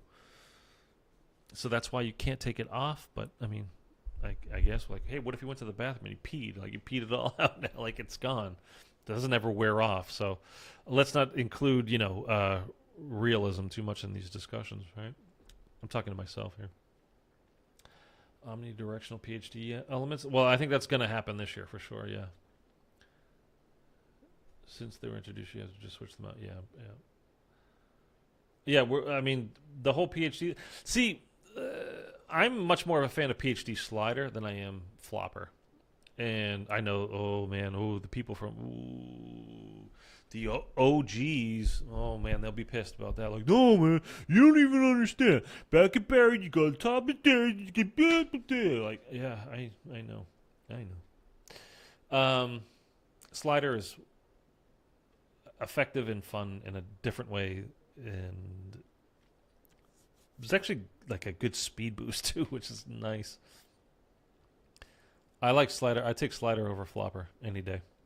Except in Cold War, if you switch to a weapon mod, lock to a different AAT, then switch it back.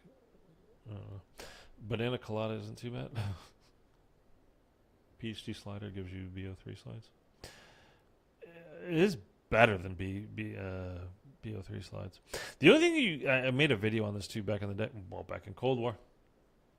When the size came out, the melee weapons, the SAI size, you could do a version of slide hopping. It wasn't straight slide hopping like BO3 slide hopping, but you could do a version of that.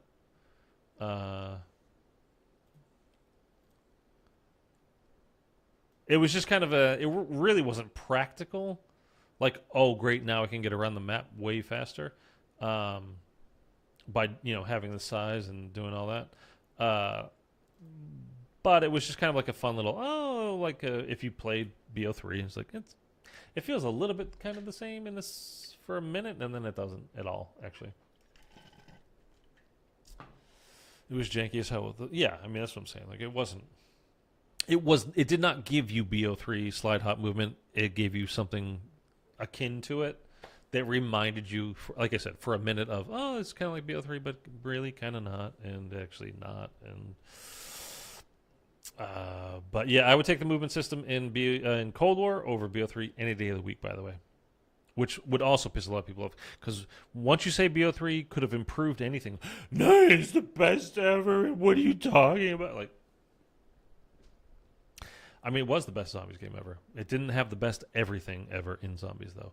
And you'd had that not quite accurate movement when you were doing the fine-tuning adjustments. You're kind of like from here to here, to here, to here. Okay, now you got it. Rather than just a, or, you know, a little bit.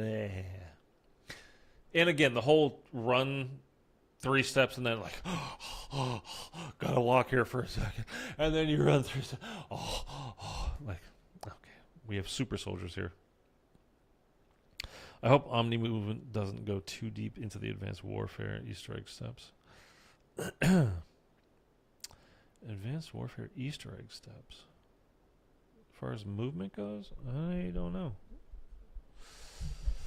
I hope that it's not. I'm looking forward to the new movement system. I'm looking forward to trying it at least. I hope it's not crazy, like crazy, like movement, like it. Because like he was saying in the interviews, like, you know, in real life, you can sprint sideways and you can sprint backwards. You can do those things. You cannot do either of those things, sideways or backwards, anywhere near as fast as you could sprinting forward. Again, ask a professional athlete to try it. They will not sprint as fast backwards as they do forward. So it shouldn't be the same. But yes, you should have a sped up movement when you're moving laterally or backwards. You shouldn't just be stuck to like, oh, just have to walk backwards like this. No. I mean, maybe that's asking too much, but whatever. It'll be interesting to use and will be kind of fun to try out. We'll see how it actually feels when we get in game. That's one of those things like, I don't know. Is it going to break the game? Probably not. It could, potentially, I suppose, but it probably won't, right? I think Gobblegums... The problem, I was going to say, Gobblegums are the ones that I'm most worried about. That might actually break the game. But when you start compounding everything, like, oh, well, okay, now you have this movement. Now you can upgrade everything with Ethereum crystals. Plus then you have Gobblegums. Plus then you have Double Tap put in back into the game. Plus then, like, now it's like you're just compounding you know, it's so many advantages. Like, what's the challenge? We're speaking hypothetically now because we don't have the game, obviously, to try it and know what the challenges are or are not. We don't know what the omnidirectional sprint gameplay is going to feel like. But I'm just saying, if we're going to have Mega Gobblegums, if they're going to be the same or very similar to Black Ops 3's version of Mega Gobblegums, plus if they add something like Double Tap, plus omnidirectional sprint, you know, et cetera, and the Easter eggs are not hard because we need to include everybody. Everybody needs a goddamn trophy. Can't let anybody feel left out. You also never feel a sense of accomplishment. It really bugs me, whatever. It's when you compound everything, that's when I get worried. I love how they had to call it Omni Movement instead of Advanced because they already used that for something. Well, yeah, I agree, but Advanced definitely implies something else in the Call of Duty world as well, which they are not fond of, and we are not very fond of as well in a general sense. Although, well, whatever. Maybe 2027 really is going to be Advanced Warfare 2. Like, that's the rumor, and I don't really care about the multiplayer aspect of it. But if we get an Exo Zombies Part 2, I would genuinely think like, okay, this could be really fun. Same like with the first Exo Zombies. Now they completely screwed up the first Exo Zombies because all they did was punish you and tried to take away your Exo movement. If they made a Zombies game where they took advantage of that and let the player have fun with having that advanced movement, that could be a good time. That could be a really good time. But that's years away, and we'll see. Like impossible for jumps and whatnot.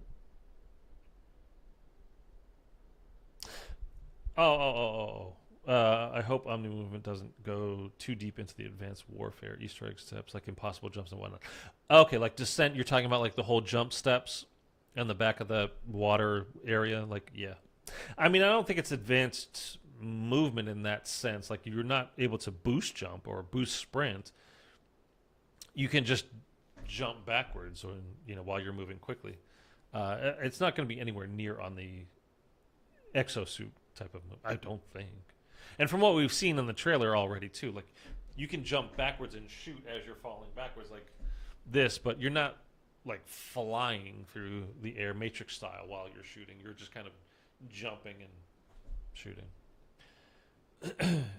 Treyarch, in real life you could poop upside down. Would you though? Okay. I think that's the kind of the comment that might have ended the stream. In real life you could poop upside down. Would you though? I mean, I wouldn't want to do that. Okay, are we done for today? So whatever. That interview probably got some people excited. It's got me less excited. Yeah, it just does. This is all before we ever touch it, so all of this stuff could be wrong. Like, these are all just, oh, that sounds like this, or oh, that makes me think that. It's not actual. So we'll see. I can see myself running backwards into a horde of zombies or a strangle. Yeah, I mean, that can absolutely happen as well. What's your thoughts on what will finish MWZ? Like what the final cutscene type of thing finish will be? Or what do you mean, like the actual mission will be? I think it's going to be another rift that we go through, and then you go get 4 things and you upgrade those 4 things, and then you go back into the Dark Aether, and then you kill a worm or some other stupid thing.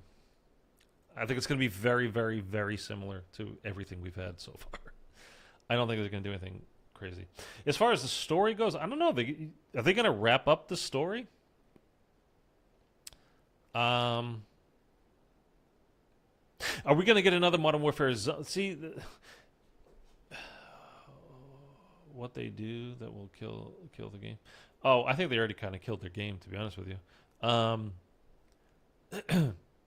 One thing going into BO6 that I'm actually genuinely curious about, because they've not talked about it at all with like any of the stuff that it's not, granted we haven't had very much as far as BO6 actual, confirmed from Treyarch content, as far as with the Xbox thing that we just watched here on stream today, plus the Xbox reveal event, Call of Duty Direct or whatever it was called.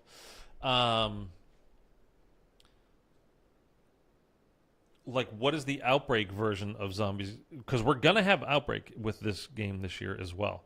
Well, it might not be this year because they confirmed that the new Warzone map is not coming out this year, meaning 2024. So Verdansk will not be coming out until January at the earliest.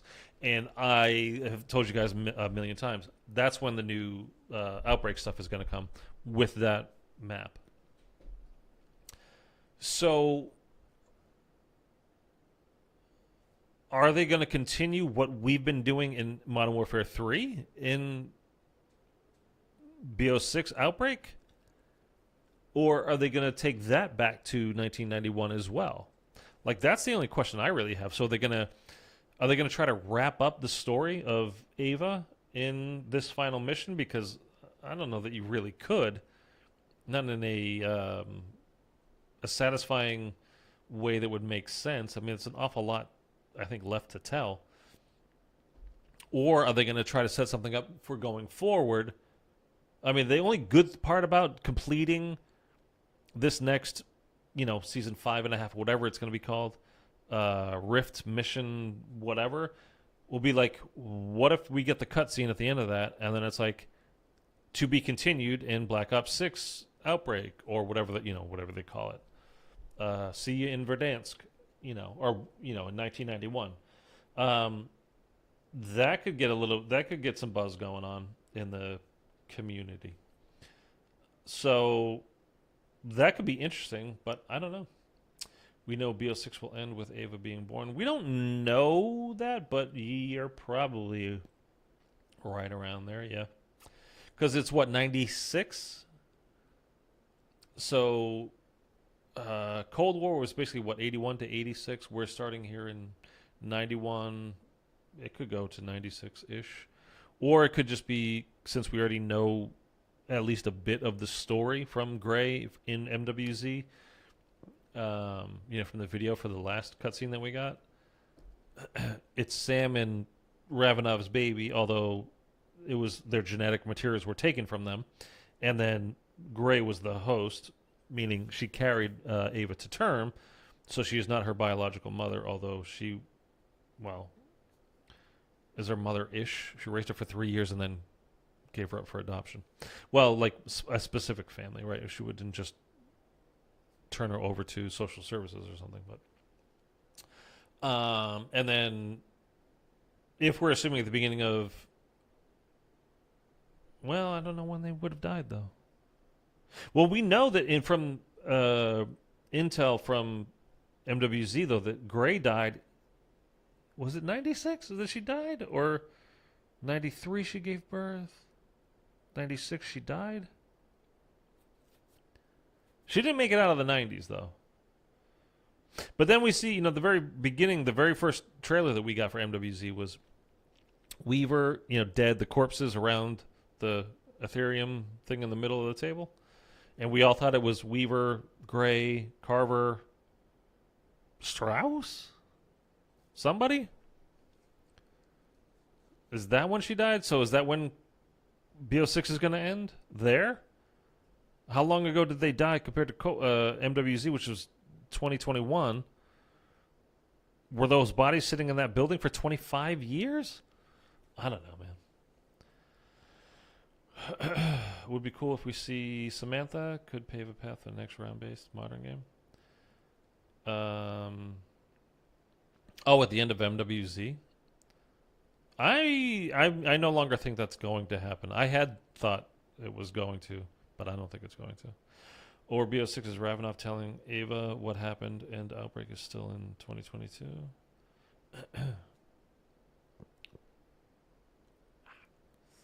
But moves to Verdansk. Raptor 1 sitting around the table? I mean, I don't know. That wouldn't make sense. I mean, I think you're kidding there, but it's just like, I'm just going off of the characters that we had in Cold War, which is not a lot. I mean, it could have been Strauss, but I think Sam is dead. I think there's no chance in hell that Sam is dead. Do you think we'll get zombies footage at COD next? 100%, Eric, yes. That's not till August, by the way, guys. So, don't hold your breath too much till then. And then that's going to lead right. That'll be COD next is right before the beta starts, right? Which is the end of August, I think. We saw the dates. I just don't remember what they are. But I think it was August 20-something. So if you pre-order, you get the 2 weekends of beta. And if you don't pre-order, you just get the open beta the second weekend. Doesn't matter system this year. It used to be PlayStation got the extra week if you pre-ordered. It's not the case anymore. Just any pre-orders will have both weekends available. I think Sam is dead in Modern Warfare Zombies. I don't think so. What makes Ravenov not age normal? Was he exposed to the Dark Aether? Very much so. He's been exposed to the Dark Aether, Mark. I mean, he was exposed to the Dark Aether in multiple ways in just Cold War that we played through already. I think of him at the missile site in Duga, where we fight Legion, and the rockets go off, and those are Ethereum crystals, and portals are opened up in there. Dark Aether stuff. So, yeah. To what degree, though, I don't know. Like, was there a whole bunch of stuff we haven't seen? Like, did he get sent to the Dark Aether? Were there, maybe it's not even the Dark Aether itself, but it's just Ethereum crystals, or some version of it that they take and smash and grind up and liquefy, or just a powder or whatever. And did they find some kind of concoction to kind of find the Fountain of Youth a bit? Something like that. It's probably going to be some side effect rather than a direct experiment, but you never know. It could be a direct experiment. But yeah, he's been exposed somehow, some way. Sam, I think, is going to be...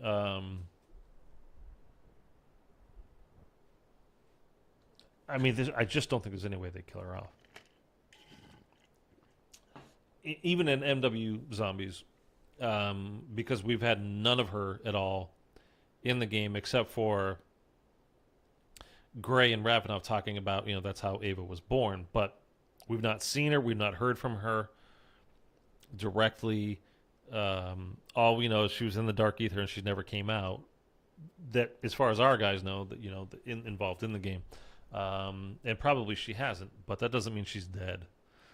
I mean, Zykov made it, 40 years in there? Which in Dark Aether times is 400 years. So Sam already had powers. Now, the real question, I think, will be, how screwed up is Sam because of being in there for so long?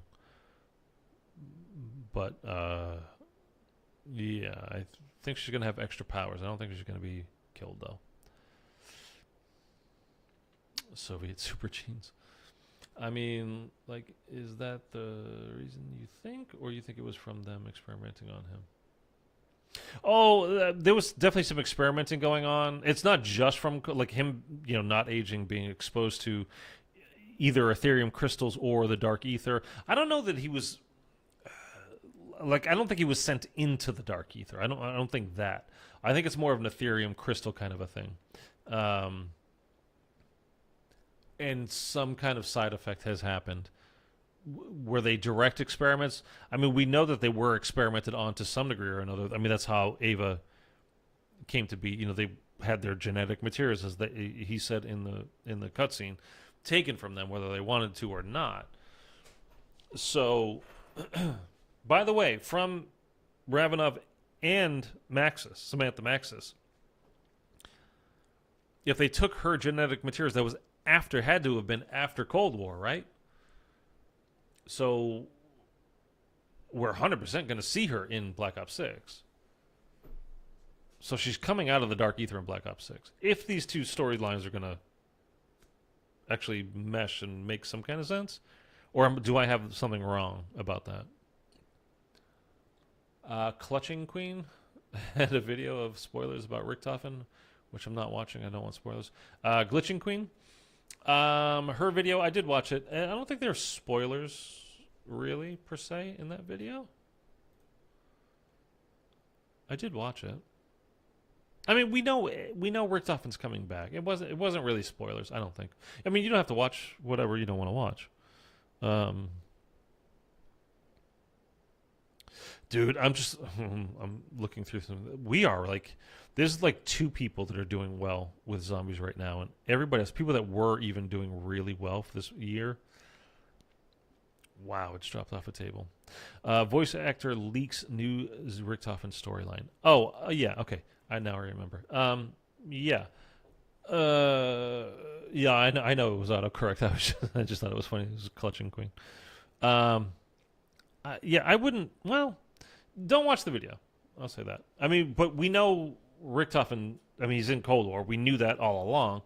And then at the very end of the game, we see that he was the director of Requiem, which is a division, a subdivision, Black's kind of ops division of the CIA.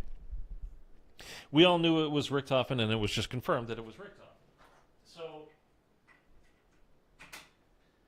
no secret that he was going to be in Black Ops 6. I mean, by any stretch of the imagination, there's zero secret that that was going to happen. It's the real secret was who's the voice actor. That's really all it's in her video. And I watched it, so, I mean, I don't think I'm spoiling. Like, I think you're fine to watch it if you want to. Yeah, I know he's in the game. Yes. But there's no storyline detail. She doesn't give anything away as far as... Again, I don't think there's any spoilers. Other than who is potentially doing the voice actor work for it. But no storyline spoilers are involved. Well, Mitchell, watch the video. I mean, you just put it in the chat now. Anybody watching this is going to be like, oh, that dude. I'm excited about it. I think it's great. Now, the only thing is he's... well, he's quite a bit young. Well, not that much younger. It'll be good to have Rick Toffin back, man. It'll be good to have Rick Toffin back. That's all I care about. Yeah, it'll be good to have him back. Again, I was just going to say, like, I still wish they would have split totally from the old story and just told a new story like Chaos in BO4, but we already don't have that, so now wishing for it to happen, it doesn't matter. He's been all over Rick Toffin since World War. Yeah, I know. It's just he's playing a younger version now, though. Like this next game, he's going to be younger than he was when he started. You know what I mean? Like in the Aether story, he's what, early to mid 40s ish, something like that. And now he's like in his, well, by the time BO6, like mid 30s, I guess, maybe. I don't know. Maybe Nikolai will stumble out of the Dark Aether. Well, I've been saying this since Cold War. Oh, Eric deleted that. Whoa, what happened? You just deleted all of Mitchell's messages. Uh-oh. Maybe there's some beef going on in the chat. I had originally thought... Okay, let's go back to BO4. Let me refill this real quick, actually.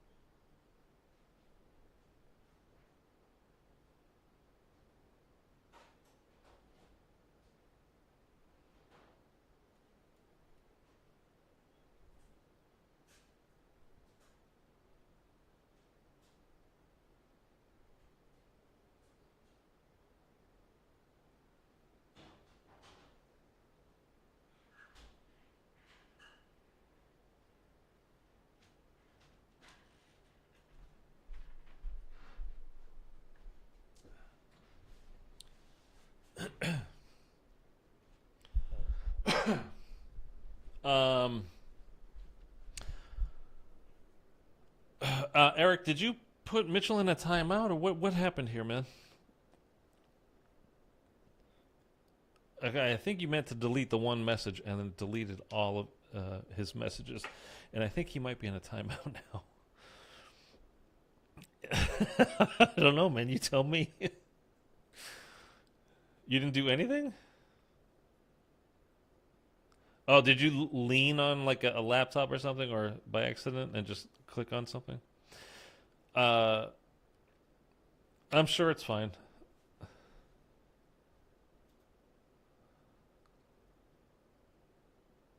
Unhide this user. Yeah. Mitchell, if you're still here.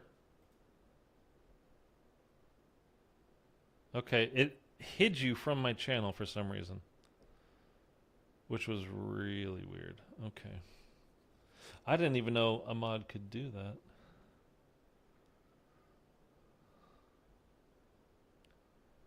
Okay, it should be okay now. I mean, I can't put your messages back, but...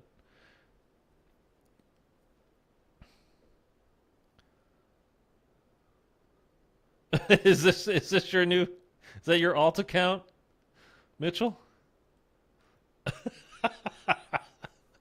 I just undid what he did. So you could go back. You could go back to your old account. What did it say, by the way? Because I don't know what happens when you get blocked. I'm not. Well, as far as I know, I've not been blocked. But I unhid you. You were hidden from the channel, like, or whatever. I think all that happens is like you can watch and type comments and stuff in the chat and all that kind of stuff, but it doesn't actually show up if you're hidden from the channel, like you're muted from the channel. But I didn't even know that moderators had that power. Just wasn't putting your messages through. So it told you, though, that your messages weren't going through, though. That's interesting. Because I thought it would be like you could like type and like still try, but it just wouldn't. Like you would be able to see it, but nobody else would, kind of a thing.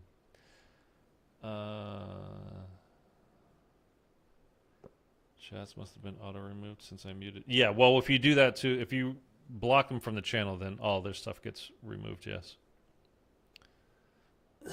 I thought what had happened is, Eric, you were trying to just erase the voice actor thing we were talking about, but still put my messages up, but only to me. Try to go back to your old account, your regular account, though, because I just want to make sure it works, because I don't want to... I want to make sure it's okay before we go. Okay, so while that's happening, as far as like disappeared when I reloaded. Okay.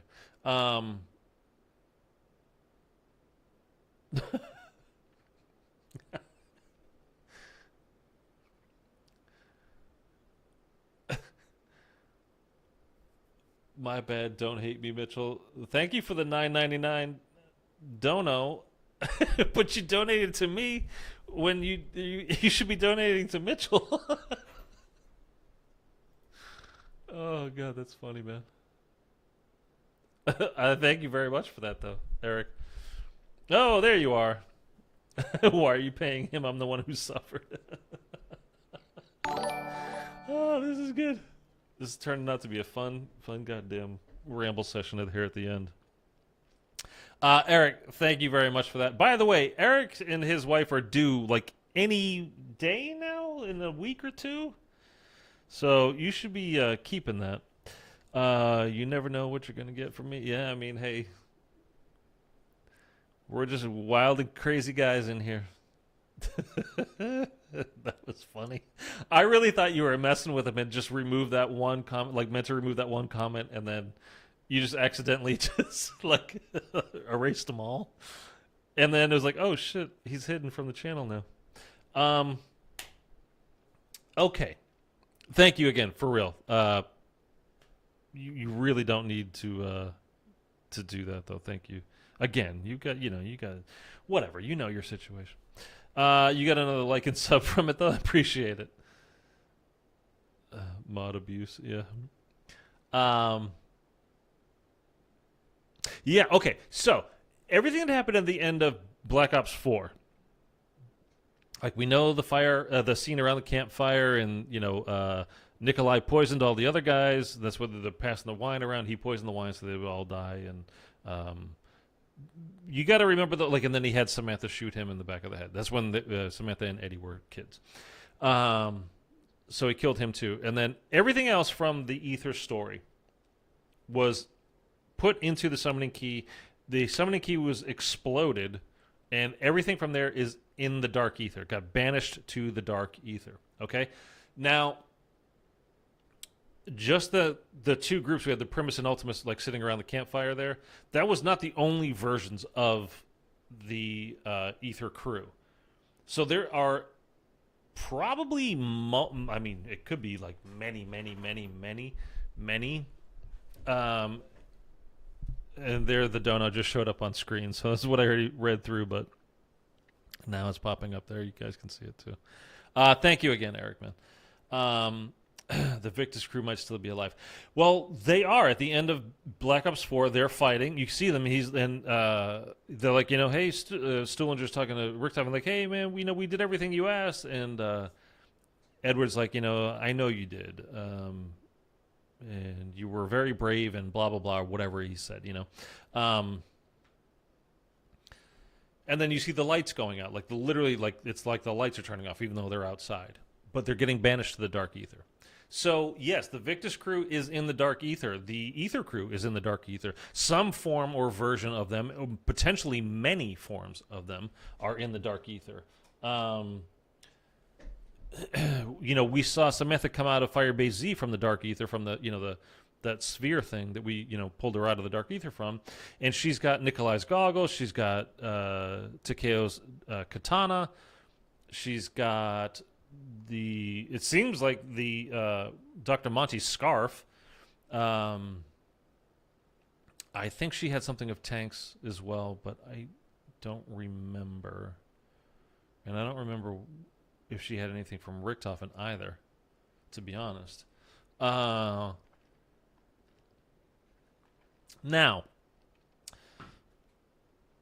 that could purely be like just a sly, not so sly because it was... Everybody caught onto it immediately. A little wink and a nod. Nobody ever said, Samantha never came out of it and said, hey, I met these guys.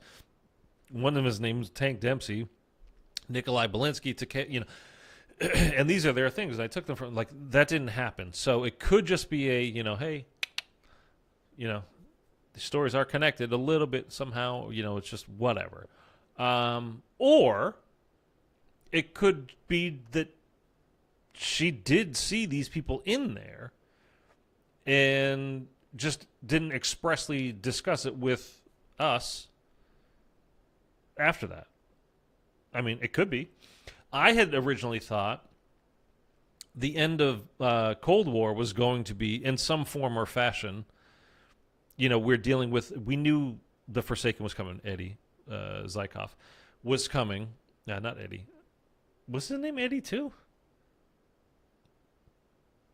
I don't remember.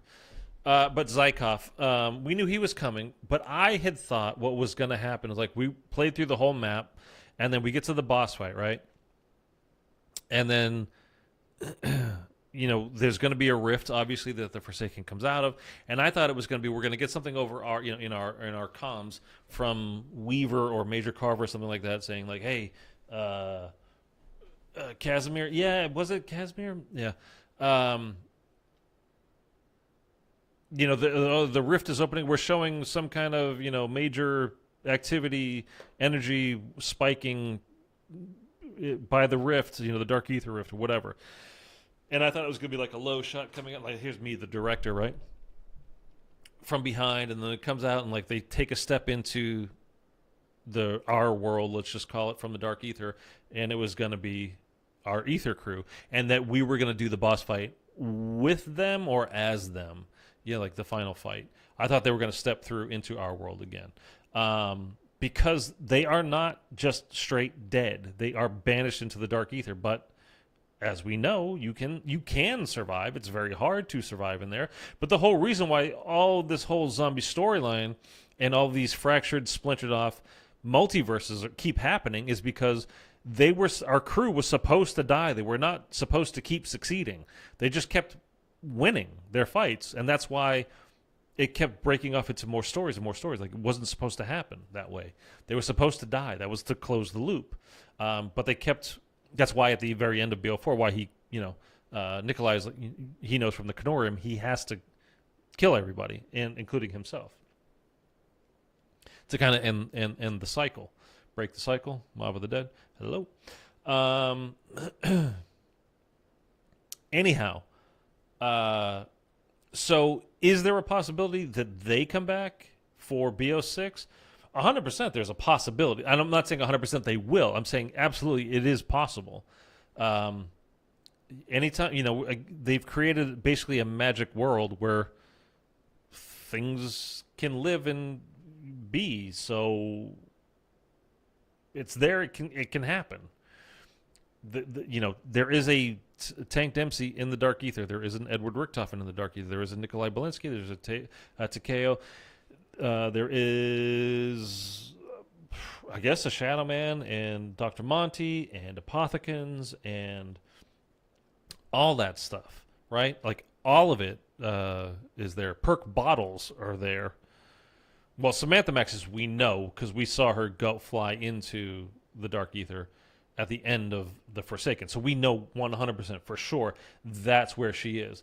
I'm just saying, with our old crew, because this is supposedly, we moved over, we gotten away from that. This is now a new storyline kind of a thing, except it's not a new storyline. It's a continuing storyline that's somewhat different, but also definitely somewhat related. Jellyfish, for some reason. Yeah, I mean,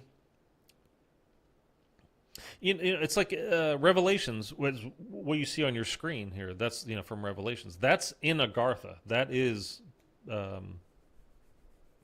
it's like I don't know where Agartha really is necessarily, but it's magical realm. Like the Apothecans, these massive squid type monster looking whatevers. That. It's like squid / whale / whatever. I mean, it's so cool at the beginning of Revelations that huge Apothecon comes out of the sky and snatches up the Pack-a-Punch. Like, it's super cool. And then, of course, that's where Pack-a-Punch is, and that's where you go into his stomach, on that map to go Pack-a-Punch and all that kind of stuff. But I think Agartha is in the Earth. Could be wrong. I don't know. Because at the end of Garad Krovi, he's got the... Edward has the summoning key, and he says, Maxis, I've got them. He says he's got, because we had to go, all of BO3 was us going back and collecting the souls. First it was Richtofen, then Tank, then Takeo, then Nikolai. We've got all the souls, and then we literally go flying up into the sky through some kind of rift in the sky at the end of Garad Krovi. So just because you're going, I mean, again, this is a magical realm, rules that we know don't necessarily apply. So because it went up, are they in space? Seems to be, if you listen to the characters talking in Revelations, it seems like it is in space. I don't think it's in the Earth per se, but is it in the Dark Aether? I don't know. I don't know. I don't know exactly where Agartha is. So anyway, the whole point of that is there's a million ways you could go. Anytime you introduce magic or multiverse or whatever, you can kind of just do whatever at that point. Time travel, it's one of those catch-all kind of a things. If you've got time travel in any way, shape, or form, all bets are off. You can really kind of do whatever you want. Because if time becomes a flat circle, meaning you can literally pick up and set down anywhere on that you want to at any given point in time, you can do whatever. Anyhow. All right, I'm going to try to end the stream one more time. Is that it? Because we've been just chatting for 3 hours now. The content of the stream was the first 30 minutes of what the whole Black Ops 6 is going to be the best yet, says Kevin Drew. And we've been just chatting now for 3 hours. Not just chatting. We've been talking about zombies, but I would like, dude, if I could do this every day and people would turn up in real numbers to just sit here and shoot the shit about zombies, I would do this every day, man. 4 or 5 hours, psh, no problem. Love the rambles as always. Eric doesn't mind that's why Eric is here. Eric doesn't mind the gameplay. He loves the rambling. He'll sit through the gameplay, but he'd much rather just have some babbling going on, because it's just white noise in the background. It's just kind of makes his day go by, and I'm happy to do that. Okay, so like I said, today was initially going to be playing through all the round-based Cold War stuff, but this interview started getting passed around, and like I said, I wasn't aware of it. I follow everybody involved over on Twitter, and I didn't see anything over there. And I just cannot follow them, subscribe to their channels. Like Xbox and PlayStation on YouTube do. They just put out so much stuff every single day. It's like your entire feed would be all of their things. So I didn't even know that this was out there. And then I saw it popped up and people were talking about it. I was like, I wanted to cover it because I had my own thoughts on it. And again, that's back at the beginning. So if you made it this far, you definitely heard that stuff. So Wednesday, and again, I think for the summer, just every day, I just don't think it's going to work. Like streaming, I just don't think there's enough people that are interested. You know, the younger people are out of school. They're doing their thing. They're not listening to me in their headphones while they're in class, not paying attention. So I think we're going to go Monday, Wednesday, Friday, at least for the time being, and then, you know, we'll see. Things can always change. So this Wednesday we'll do all the round-based Cold War stuff. We're going to leave out Outbreak for now. We'll come back to it, but I don't know. I kind of like doing those two things separately. And then I think Friday we're going to go through all of IW because it's been a minute now since I played IW, and then I don't know. That's this week, and then I'm not worried about planning. I'm not trying to plan out the whole rest of the summer. But yeah, we can still do subscriber games. I'm not going to make it like a set. Hey, this is, you know, if no subscribers turn up, we're going to just not do it. Just because, again, you guys are here. Sometimes you want to play, sometimes you don't. You're here to watch the streamer do the streaming thing, so that's fine. And as we go through, though, the rest of the year, like I said, would love to get Mephistopheles done by the end of this month, before the end of this month. I've just never really sat down and really focused on getting that done, so I would very much like to do that. So that'd be nice. And to fully finish Shadows, because I've only ever done it solo, which means I've never done the last step. So I don't have like BO3 checked off of like being done, because you physically cannot do the final step of the Shadows Easter egg without 4 people. So if you got it on Xbox and you are around and like to play and want to play on stream, you know, again, just be here. We'll get to it eventually. Eric misses the gameplay bit. Times out, people, for the rambling. I'll help with Shadows. Need a reminder of how. The good thing about Shadows is it's one of those Easter eggs that's really not like. I was thinking about this very recently. I don't remember when. But if you guys remember, like people did not like Shadows of Evil when it first came out. People were like kind of pissed. A lot of that I think had to do with turning into beast mode, and it was like, what is this? What are we doing? We're supposed to be playing as humans, you know, in this zombie apocalypse. Like now we're turning into some creature. Like, what is going on? And it wasn't until people really figured out how to use like that gameplay, like the fun aspect of it, that people kind of turned the corner on Shadows and like, oh, and kind of took the map in for really what it is. But the Easter egg itself is really, like, it's fairly quick. There's not a lot of steps. I mean, you have the 4 things because you have the 4 characters, you know, with the gate worms and all that kind of stuff. But it's pretty basic. It's really just the initial setup, getting the 4 items, and then the flag step. I mean, there's a little bit more than that, but not really. So it's one of those that it's surprising when you jump back into it. Like, I haven't played this in forever. I'm not going to remember any of this. I'm going to need a guide. And then you start playing and you go, oh, I don't need a guide. This is fine. I remember exactly what you're doing. There's not that much to it. So anyway. It's easy. Get knife, upgrade it, get flag, paint flag, plant flag, trap Shadow Man, run train into him. Pretty much, yeah. And again, I've never done that last step, so. Basically upgrade the sword, protect the flag, then zap the trains. Yeah, tram boxes. Yeah. Pretty much. Yeah, it's really not... It's not a really complicated Easter egg. And again, I think it kind of threw people at the beginning because, like, what is this? Why are we turning into this creature? Like, what are they doing to the... Because that's the thing. It was the first map of the new game. It's like, what are they doing to zombie? What are they doing to my game mode? And people are super... I was going to say protective, but they're not protective of it. They're possessive of it. And they think it's theirs. And it's like, why are you ruining my game? And then it turns out, no, you're not ruining it. You made one of the best maps ever. But it was different.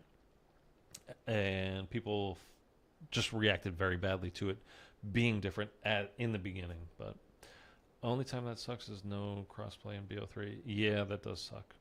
I mean, it's one of those things we're used to now. It's like, oh, you have crossplay.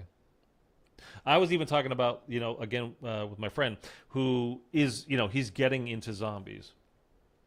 So we've gone back and we played Shadows like once. I like just kind of, like just to hop on and kind of check things out a little bit. Like that's purely it.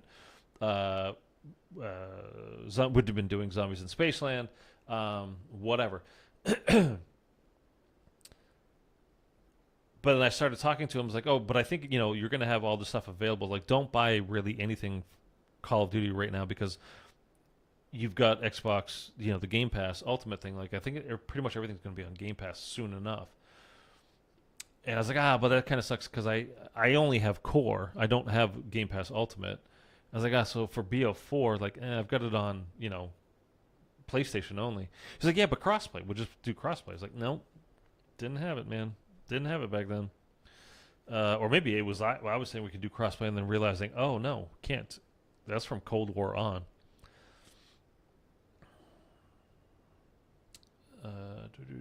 The worst part is getting insta-downed at the end out of the blue. But really, it's the easiest boss fight. Shadows? Yeah, I mean, it's not even really a boss fight. Right? It's kind of like... people talk about how Rise of Dark was the first Treyarch boss fight. It's not the first boss fight because Exo Zombies did that, where you fought John Malkovich.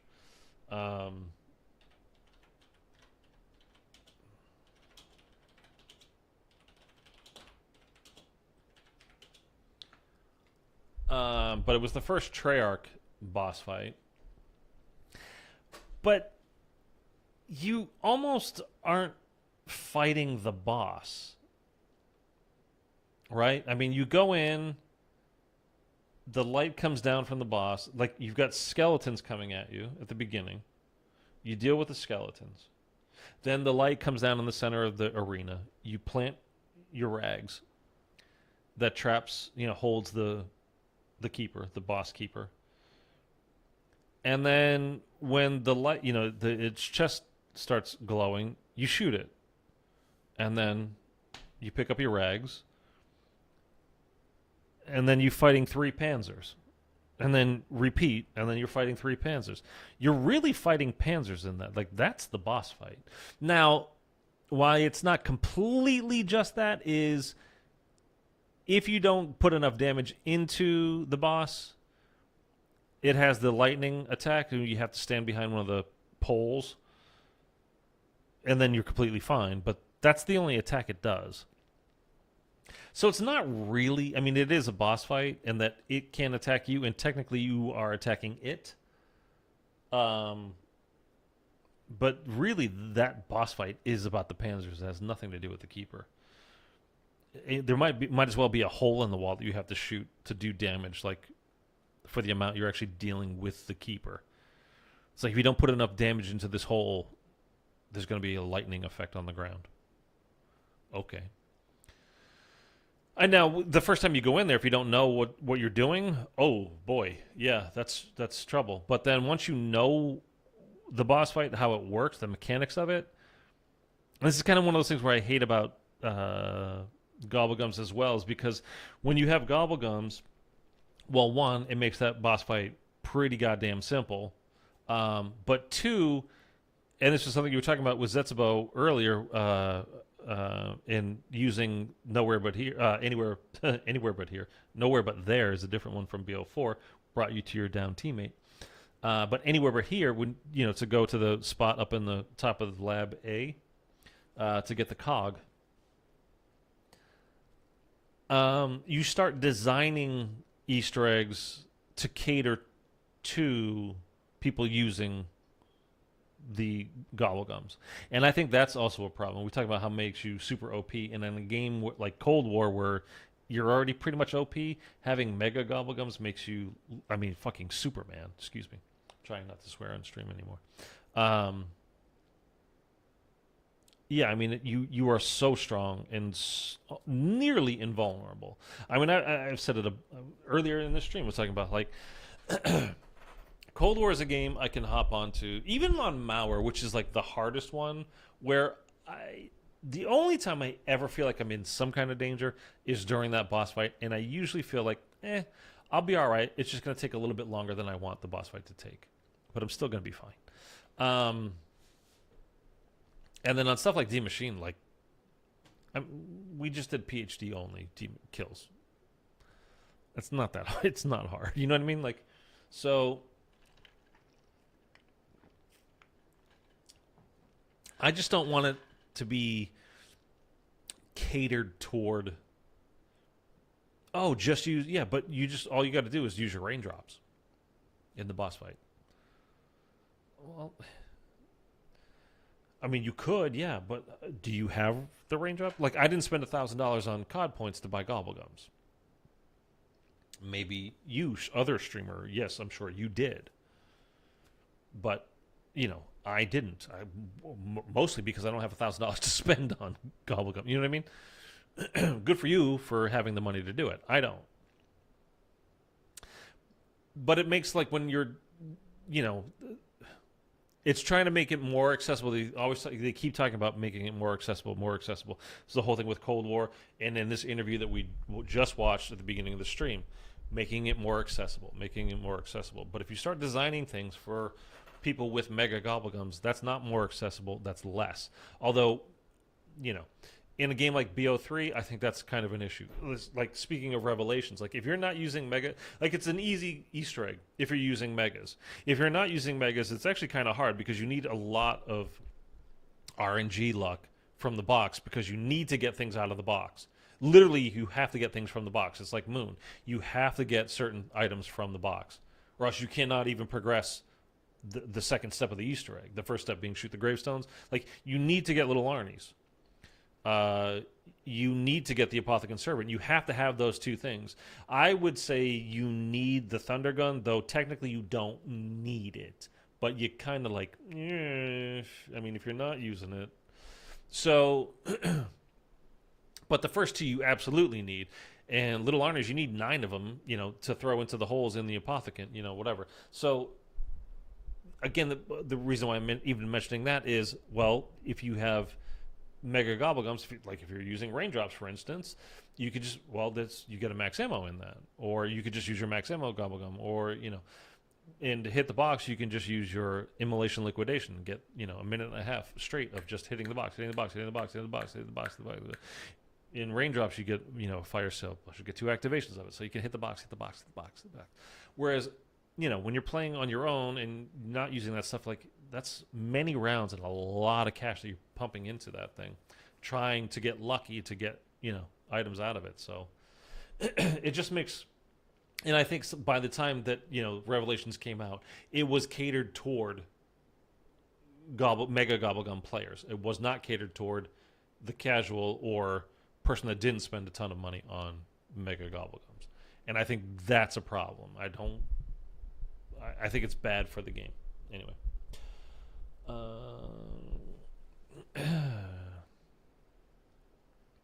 Idolize is OP for boss fights because everything ignores you for 30 seconds and you can activate it 3 times in a row.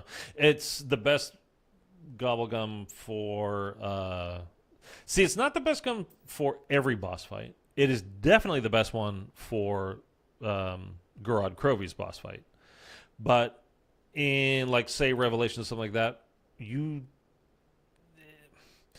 they ignore you, but it's not just that they ignore you and just stand there. They run away from you, and you can't have them run away from you because you have to kill them. So you could catch up and come around front of them, sure, and do that. Yeah, absolutely. But so it's not bad, but it's not, I would rather just have, what is it called? One raindrops and just use the death machine. But there's also the death machine drop, which I forget what that gobblegum's called. I don't remember what it's called, but whatever. And just use that and just wipe out, the Margwas that are coming at you.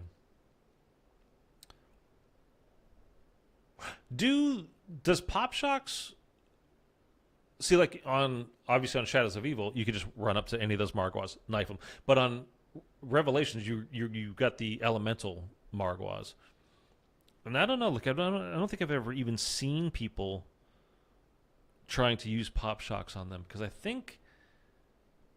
Because Pop Shocks are incredible on regular Margwas, like I said, on Shadows of Evil. One knife and insta-dead. Still one shot? Are you sure? Like, I'm not... we're not talking about in theory.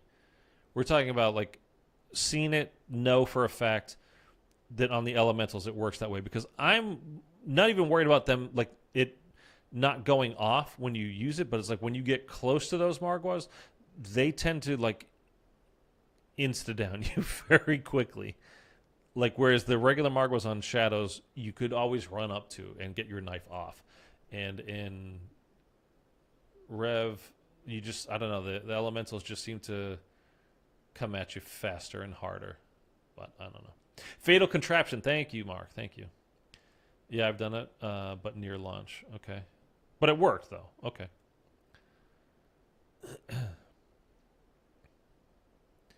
Yeah, I have a hard time remembering the stupid names of all these. Plus, it's been a while, but... I was going to say we could load it up, but I actually took out the disc because I have... Anyway. Okay. For the 5th or 6th time at this point, I don't even know. I'm going to try to end the stream. Are we done? Is there anything else? It's 3.5 hours of just shooting the shit. Might have changed after launch. Yeah, I honestly don't know. Thank you, Eric. I appreciate you, man. You're always very generous with the donuts and your time, so I appreciate you very much. Thank you again. You really don't need to ever donate. Stream ending when you play Skur again. I'll play Skur again when the new map comes out, which is this month. Although I don't remember what day it's coming out.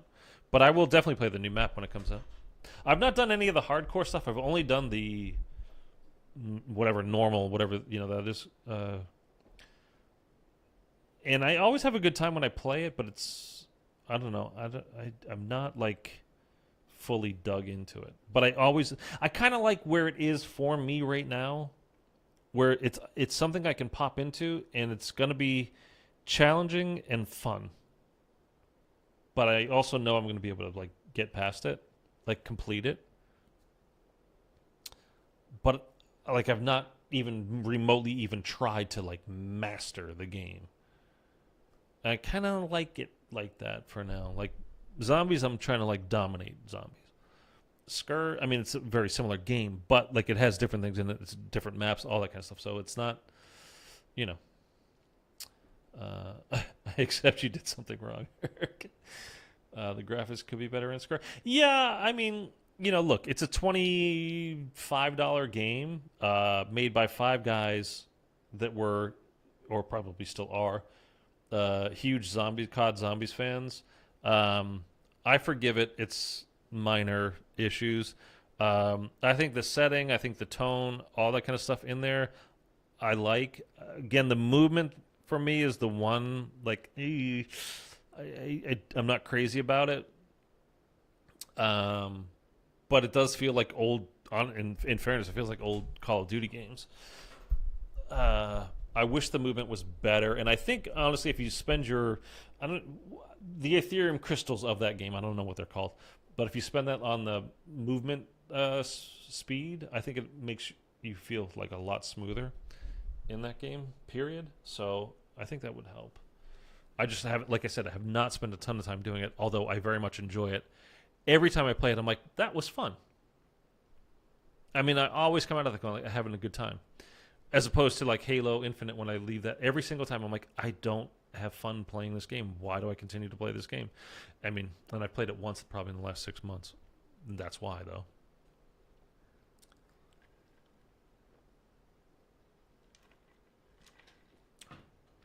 All right, are we actually ending?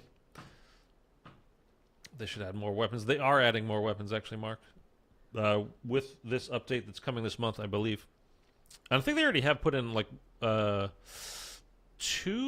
more weapons, but I know that they are putting more in.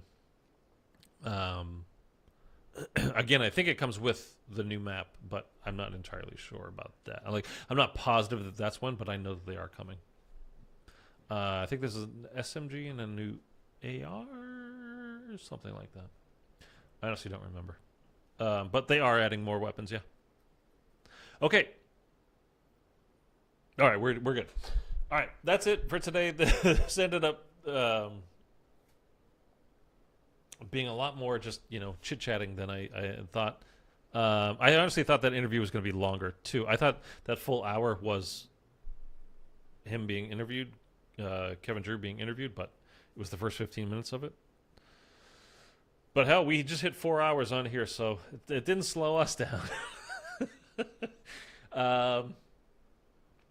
So anyway, Wednesday we'll be back with, we'll do all the round-based Cold War maps.